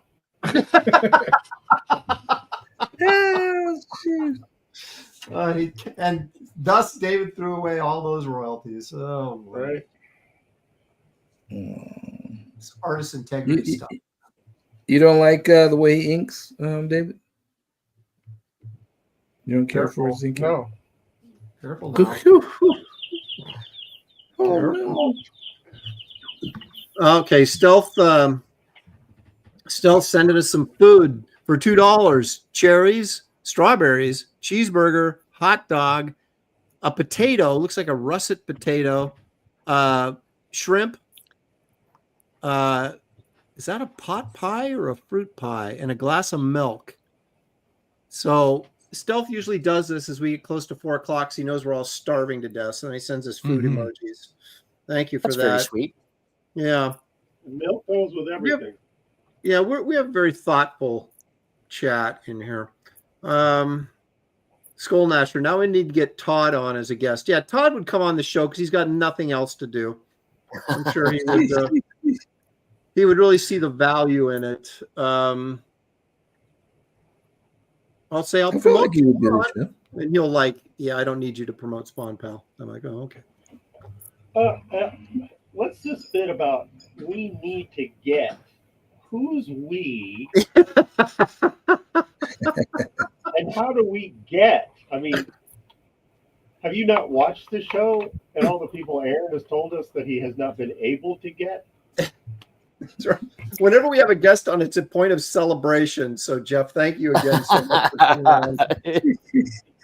It does feel like old days, hanging out of the studio, just sitting around drawing. Yeah. No, we get turned down regularly. So yeah, well, it's a career killing move. It is. It really is. We didn't tell you that in advance. No. It's luckily I'm Kickstartering, so I don't have to. My career is in my own hands. That's right. There you go. That's the way to By look the way, at that's a question. When you did this stuff, you said it was creator owned back then. Does that mean you can still sell these comic books that you own now? You mean like the Rogue's Kingdom, that comic? Whatever comic that you said you did it because you wanted that creator owned thing. Oh, no. Solitaire, the stuff I did for Malibu is owned by Disney through Marvel, because Marvel bought them out. And The Way of the Rat, the stuff that we were all supposed to own a piece of, is owned by Disney. and that's it. Yeah, no, wound up not owning anything. Thanks. Yeah. Well, technically we own pieces of it, but that's why Disney/Marvel has them buried, so they don't have to pay us. Yeah, that's one of the reasons. The other, so it really wasn't truly creator owned then, obviously. No, it was supposed to be. We were supposed to have a percentage of the Malibu stuff, and that I just don't think that ever worked out. Then what happened, Jeff? What happened is that's still part of the contract when they bought it from Malibu. Is our whatever percentage? But the fact of the matter is, there's a couple of mitigating factors beyond that I'm not at liberty to discuss of why they won't. Marvel won't do anything with the characters, and the answer is they don't want to pay us, but that's not the entire answer. And I'll tell you what it is after the show's over, because I'm not at liberty to discuss it publicly. Okay, so as long as it's not about me, it's not my fault. Well, that's kind of I since you brought it up, I would feel bad about that. No, it has nothing to do with you. Yeah, I mean, I think now with the internet, I think your creator owned is the future of comics. Yes, I think so too. Yeah. Yeah. And which is great. It's great because you could be, you can make your comics, that you like when I started, in '87, I could still be selling those comics today, to the next generation. Well, I mean, one of the things that's great about Rogue's Kingdom is like it's all the stuff I've always wanted to draw. So it's it's action, it's Dungeons and Dragons, it's fantasy, I get to world build, so it's all the stuff that's really fun. And I get to decide what everything looks like. With James, of course, but he's pretty damn supportive of my whatever I come up with. Yeah, and that'll come through in the comics. Yeah, the love. Yeah. How did you get hooked up with James? Yeah, that's a good question, because he sort of he was at DC for a while, then he kind of disappeared, and I haven't seen him do anything for years. James was doing a lot of TV writing for a long time, and he and I have been pals since the Malibu days, and it just sort of worked out. Nice. So we were kicking back ideas back and forth, and then we kind of landed on the fantasy thing, and then I, like a fool, wanted to do something different than the normal fantasy Dark Ages stuff. So I picked France because I wanted to draw like the Three Musketeers, but it turns out that drawing palaces and ornate stuff is a lot more time consuming than drawing castles. See, I got a fantasy project I want to do, but it takes mostly place out in the woods. So smart. Yeah. I'm no Fate Lopresti didn't raise no dummies. Well, that's what's great about fantasy. No straight edge. Just get out there and everything's organic. Unless you got to draw palaces and that of course. Yeah. Well, I mean, I love the research, and I love doing even though it's character design for animation is not my strong suit. I love designing stuff for comics. Because you don't have to worry about it being animated. You can make it as lavish as you want. And I have character sheets for everybody, even characters that die in a couple panels. I still have backstories, and I have a huge book for everybody. Wow. You're a definitely thorough designer for sure, man, if you're doing that. Well, yeah, I did that on Way of the Rat too. They're like all the buildings and the carts and the animals and the dragons.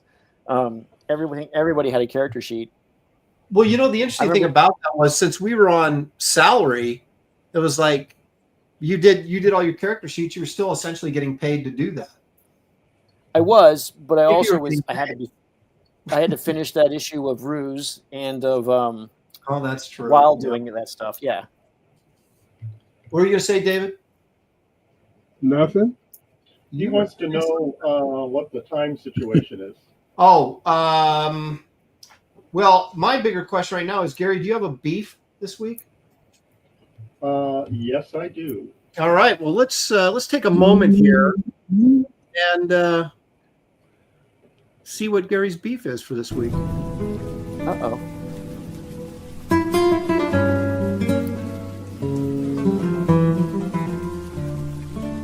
What's Gary's beef? Gary, what is troubling you this week? This week, my beef is with Albuquerque, New Mexico chicken. All right. What did they do to you? So, David and I are hanging out in the studio last night, and we're watching, like sports, YouTube clips and stuff. And it's around, I don't know, 8:30, and all of a sudden David just like shoots up. So, oh, what time is it? Oh, about 8:30. Oh, I want to get some chicken. Let's go. And so David grabs his keys, heads for the door, and I'm right behind him. We jump in his car. He takes off down the street. Apparently, this place closes at 9. And we're tearing down the street like Adam West driving the Batmobile. And we come to our first light, and it changes, so we have to stop.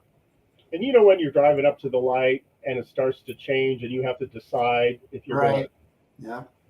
Okay, so that's the situation. So we had, David stops. So we have to wait for the light to change. Take off again, very next light, does the same thing. David's like, he was not happy.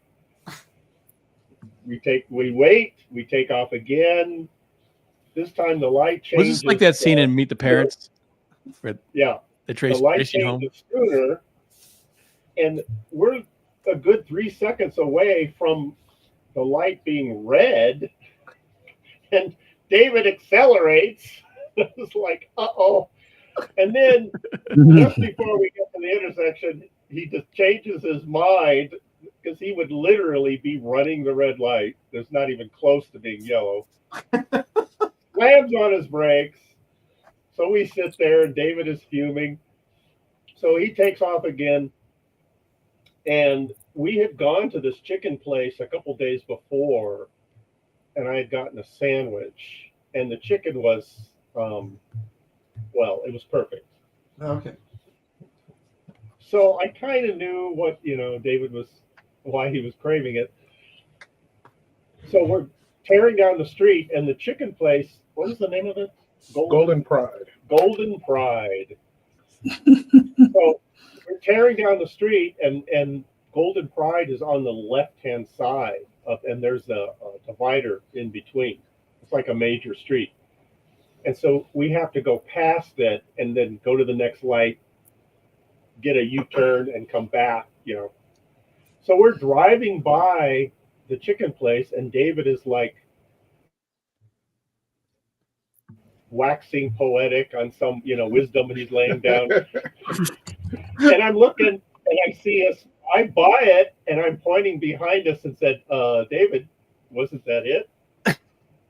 So we missed the intersection. He has to drive to the next intersection. Wait, is this a beef against the chicken's place or change? It's like every single intersection we come up to, we stop and have to wait for the light to change. Yeah, I think Dan's on something. Wait a minute, Gary, this sounds like a beef against David's driving, not against the chicken place. Well, yeah, I don't want to be a lawyer or anything. Hold on. Yeah, we didn't get there on time. It was thrilling. It was harrowing. It was, but we do get there on time. We pull up. There's a car in the drive-through. So, they're still open. We had 10 minutes left. 10 minutes to go. We made it. We get up to the menu. and we hear the sweet voice say, "Hi, what would you like?" He's like, "Yes, I want the 16-piece dinner. Sorry, we only have 2 pieces of chicken left. You can't order that." You don't have any chicken at all? Well, the car in front of us, they're ordering it. So no chicken at all. At a chicken restaurant. Well, they're closing. Sounds like David should have driven faster. Yeah, that's what it sounds like. Exactly. It does still sound like a beef against David. Yeah. No chicken at all. And so we pull off, drive through, pull off the road, and it's like, okay, what do we want to eat? And David just like, dang, every couple of seconds, dang. Although to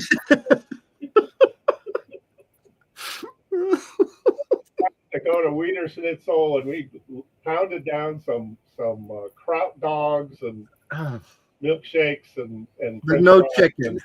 No chicken. So David promises to take me back there tonight after Graybeards. All right. Hopefully there'll be resolution. Don't go long then on the show, man. We don't want another disaster. We don't want to get on the Gary's beef, Oh yeah. Right. So that moment where he's accelerating toward the light that's red, I thought, uh-oh, this could be the end for David Williams and Gary Martin. No more Graybeards. Oh. Well, I loved Jeff line where he said, I'm not a lawyer, but this sounds like sounds like David may be the one that has the problem here. I know. It's a little deflection there. Yep. That's good. Well, For a piece of chicken, David, come on, man. The stereotypes of it all. Well, to be fair, Kizer, you did not have the chicken. Oh, okay. Oh, that's good. It was amazing. all right. Oh, yeah. Dude, I started singing Negro spirituals once I got it in my mouth. That's how good it is. Yeah. Okay. Mm-hmm. Mm-hmm. Like, David is introducing me to a whole new culture. So we went to a golf course. We mentioned last week we went to the driving range, and David hadn't hit any golf balls for a while, so it took him a little bit to get back into where he was creaming them. So he worked his way up to the driver. He hit a couple bad shots with the driver, and then he smashed one, and it was flying out of here. And David's standing there admiring it, and he yells out, "Get out of here, bitch!" I was like, okay, I've never heard that phrase at a golf course. Maybe you should work into my lingo to see if it becomes a thing for people. Nope, trademark. Oh man. Okay. The chat's a little upset, Gary, that you went to Der Wiener Schnitzel and did not have a corn dog. They did. Well, they have the little mini ones. Yeah. The little. There's no stick. That's just these like corn dog bites or something, right? Yeah. So that's why. Okay. Yeah, that doesn't count. I still think you could have at least tried them, and given us a report. There's a lot of talk about corn dogs, but there's no actual consumption going on. So I'm just. Well, there's consumption behind the scenes. No. All right. You're not going to share that stuff with us. I don't know why you bring it up. That's all I'm saying. Your beef just. But you really hungry too, by the way. I did have a corn dog experience, but it's behind the scenes. I don't want to talk about it. So. Right. Enough said. All right, gentlemen, how are we doing? It is it's 4 o'clock, 4:01 on the West Coast here. Pretty good. So I don't want to pressure anybody, but We have a few minutes left, so make good use of your time. I'm slightly terrified. I guess this is the I have to draw animated characters so I can get done on time.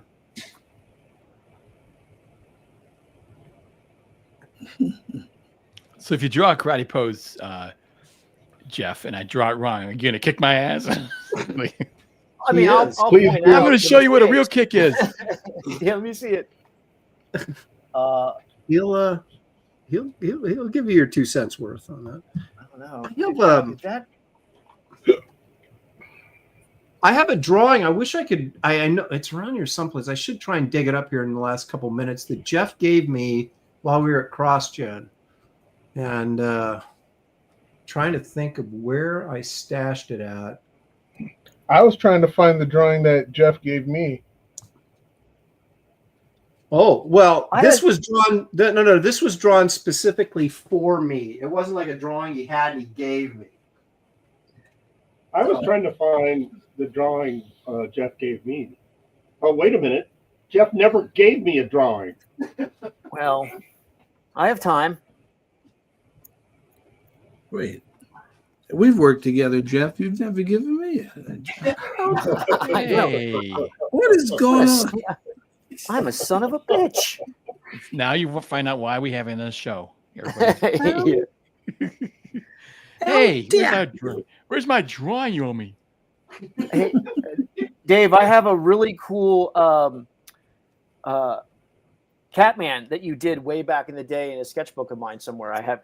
Which is in storage. But it was great. It was one of those drawings. I'm like, son of a bitch, this is good. Burn it. I know it's not. Don't show any old drawings. Whatever you do, don't ever post it. It was good. It was damn good. That's awesome.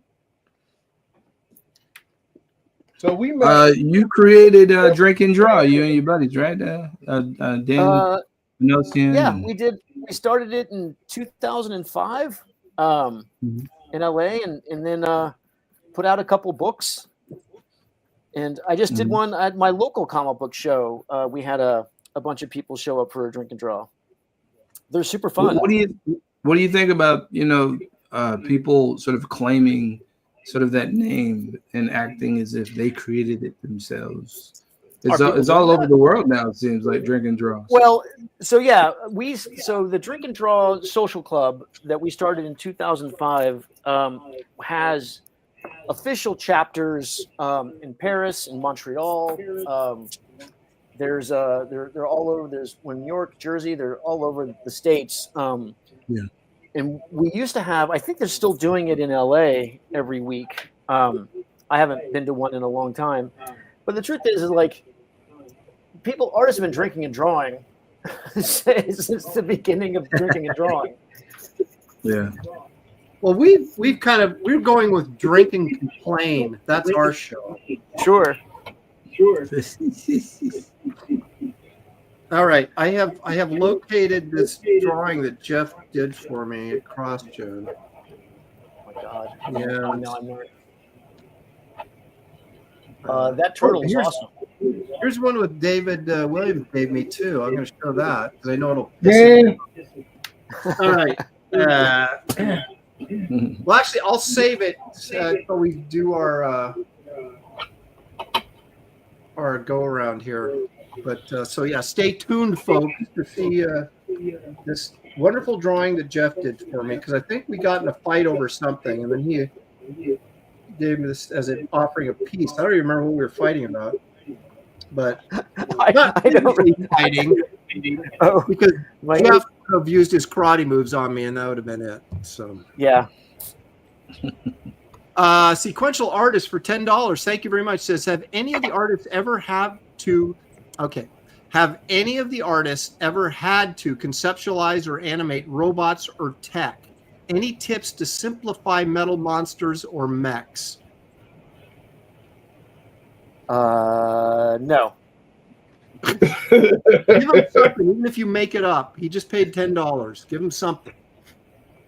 You can just just limit the amount of lines that you're that's all. That's what I would probably do, and create.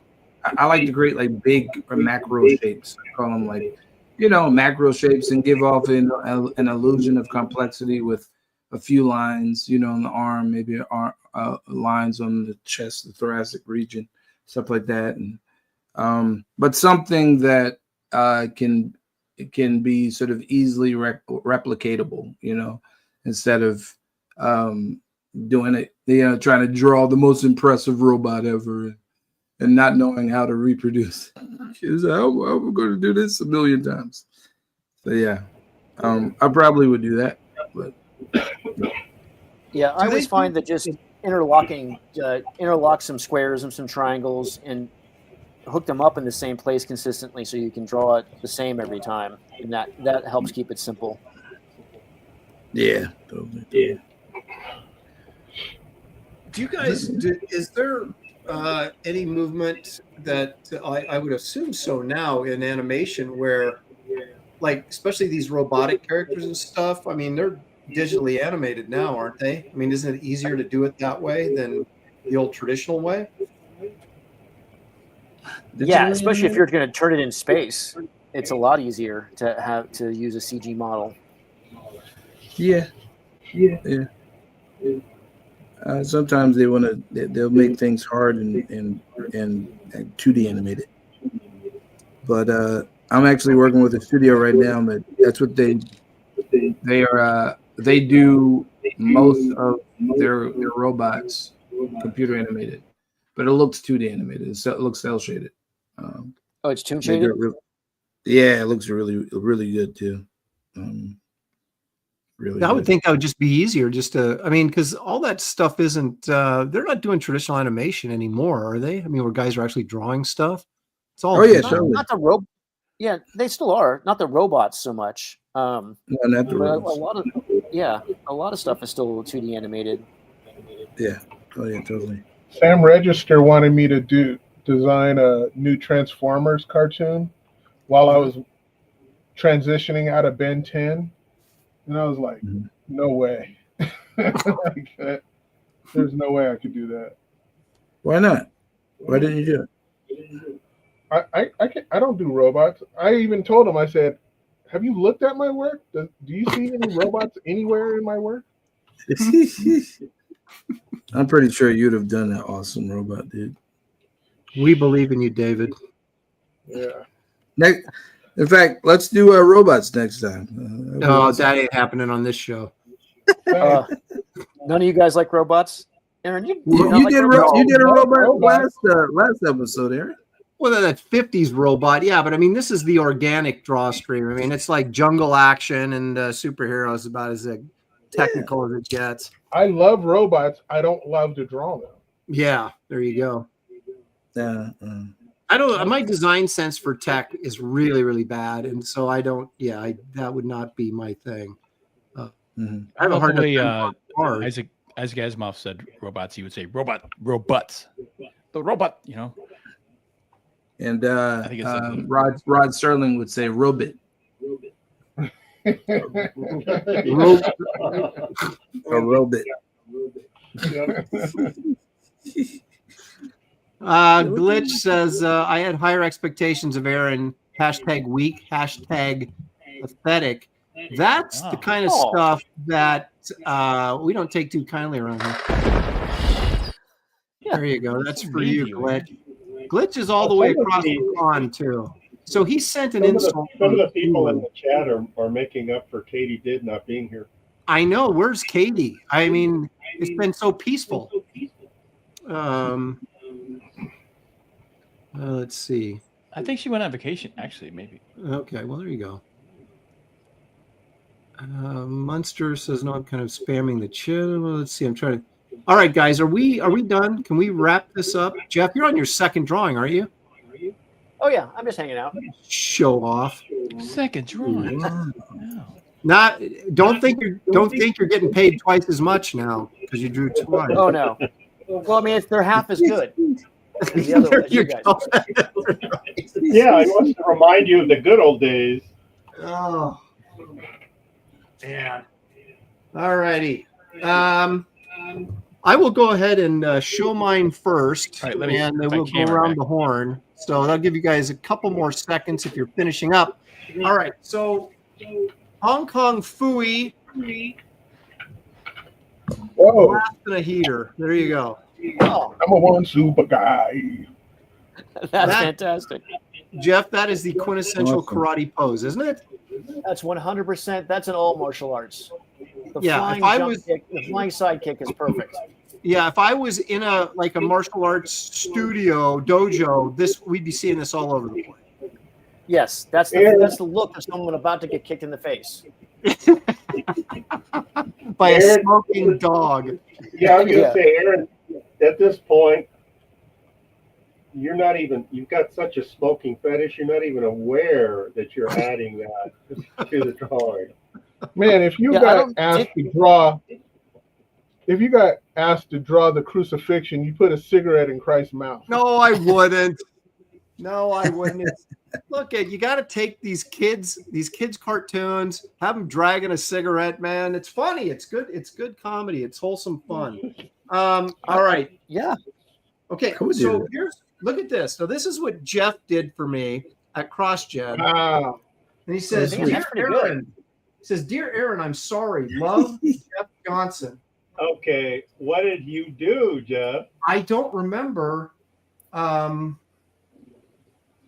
don't remember. We didn't get in heated discussions very often, but occasionally something would come up and we would have opposite viewpoints, and it never got ugly. So I think there was I don't know. Maybe did you fake being a Marvel editor trying to give him a job? Yeah, I don't remember. That's what Gary did. I don't know. I mean, that's a pretty good drawing, though. So I it is. Yeah. Well, it was like, we whatever we were talking about, and like I said, I don't recall. And then you came by a couple hours later with this. And I was like, well, let's get in a fight more often because I can get some more free art. That's a good plan. So there you go. He felt sorry for you. He did. But apparently Jeff felt very bad for whatever he had said, and so I took advantage of it. Now, David gave me this at one of the San Jose cons, Big Wow, 2013. I like that. Yeah, I think it's great. I was going to pay him for it, and he was like, "No, just take it." And so, David wants the money now. Well, when I come to visit you, I'm going to have to burn that with you in it. You got to find it. That is a great drawing. It's simple, but great. That's why I wanted it. I thought it was great. So there you go. Yeah, exactly. But just so people don't forget, this is what we're really here to look at is right there. So there you go. All right. Let's see what Dan Lawless has to offer us today. Dan, what have you done? Okay. How's my kick? That is good positioning. Oh no, it's just one. Okay. That's one ripped Iron Fist right there. He's a bulked up dude. Yeah, he's a little bit Ripley, isn't he? Yeah, he's solid. Yeah. Someone's going to get kicked in the nards. That's exactly what this is. Yeah. Well, my idea was to do the Bruce Lee pose. He's a nard kicker. Hold up. I have not heard that word. Oh, nards. It's pretty good. He's a nard kicker.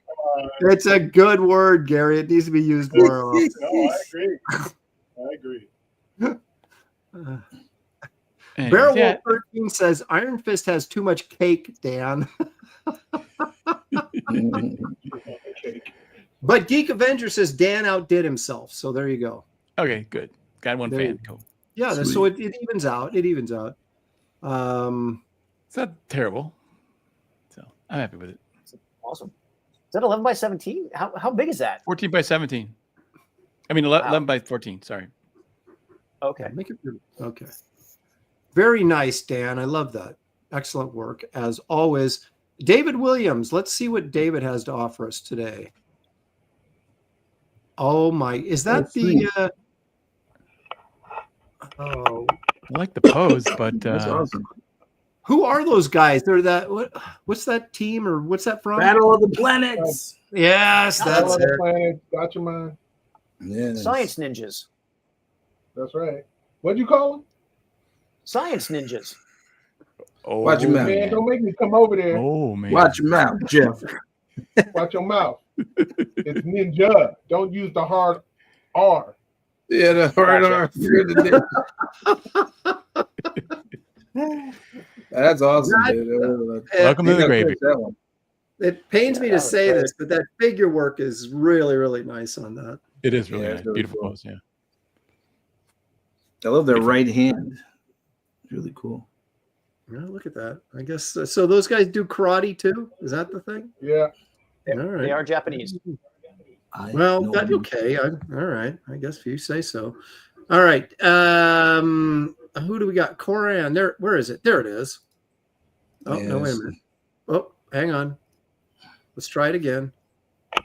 Ooh, Whoa. cool, man. Why is that coming up on my? Hang We on. had it for a second. Yeah, I know. I see Hang on. I see what's going on. Yeah. There it is. Yeah, it's That's what I was perfect. trying to do. He didn't like it. It was too good. Nice. You had to be Yes. eliminated. Did you ever work on a Turtles cartoon or anything? Guys, No. I did coloring for the computer animated one back in 2010 or whatever. In order for it to get greenlit. So you did like comp work for, or not comp work, but Concept art. yeah. I just colored it so that it looked more 3D for the 2D drawings. But it was And for he- like a pitch piece or whatever. Yeah, it's for like a pitch. And he presented it to Nickelodeon and got the green light for the show. Yeah. Jester's fantastic, man. Yeah. Ask Master Dan or Marcus Killagoo, anybody with a wrench, could you put He's a Monster in timeout for me, please? Oh no! What did he do? You guys could do it faster than I can. Oh boy, he's a monster getting himself in trouble. Yeah, He's a Monster. I gave you a lot of rope, but you are at the end of it. Raphael with pants on. Very nice, love it. Okay, so now Jeff, It was great. it's your moment, Jeff. Here, let's hang on a second here. I hate how StreamYard set this up that you've got to you can't just replace whatever's posted. You have to remove it and then put on the. Wait, you're gonna remove it? I want to read it all. Anytime you say, "Hey, eliminate that guy," like, oh, well, I want to see it. There's Jeff's Iron Fist, but this isn't the only. This is one of two drawings that Jeff did. Oh my gosh! Look at that. Did you ever do Iron Fist for Marvel? No. See, it seems like that would have been a natural for you. I would have, happily. I would gladly have done an Iron Fist. That would be a lot of fun. So That's there's great. Iron Fist. And then this one is boom. Oh, that's Bruce Lee. nice. Look at that figure work. Oh, sweet. Yeah, wonderful musculature. Yeah, Jeez. beautiful. Look at the supinator muscles in there, and those deltoids. Oh, I learned, dude. I told you I learned all of my anatomy from you back in the day. Oh, thanks, man. Well, I mean, I was Gil Kane and Burnt. I mean, I was studying all the guys you were talking about.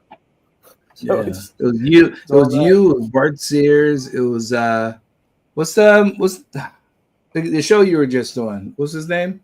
Podcast. Andy Smith. Quasar. Oh, Andy. Yeah, Andy's Smith. anatomy is awesome. Yeah. His Quasar. I was like, I love this. Yeah. So is this Bruce Lee or Bruce Lie? Oh, Bruce Lee is way buffer than Bruce Lee. Yes, he was. Or is. Yeah. Awesome.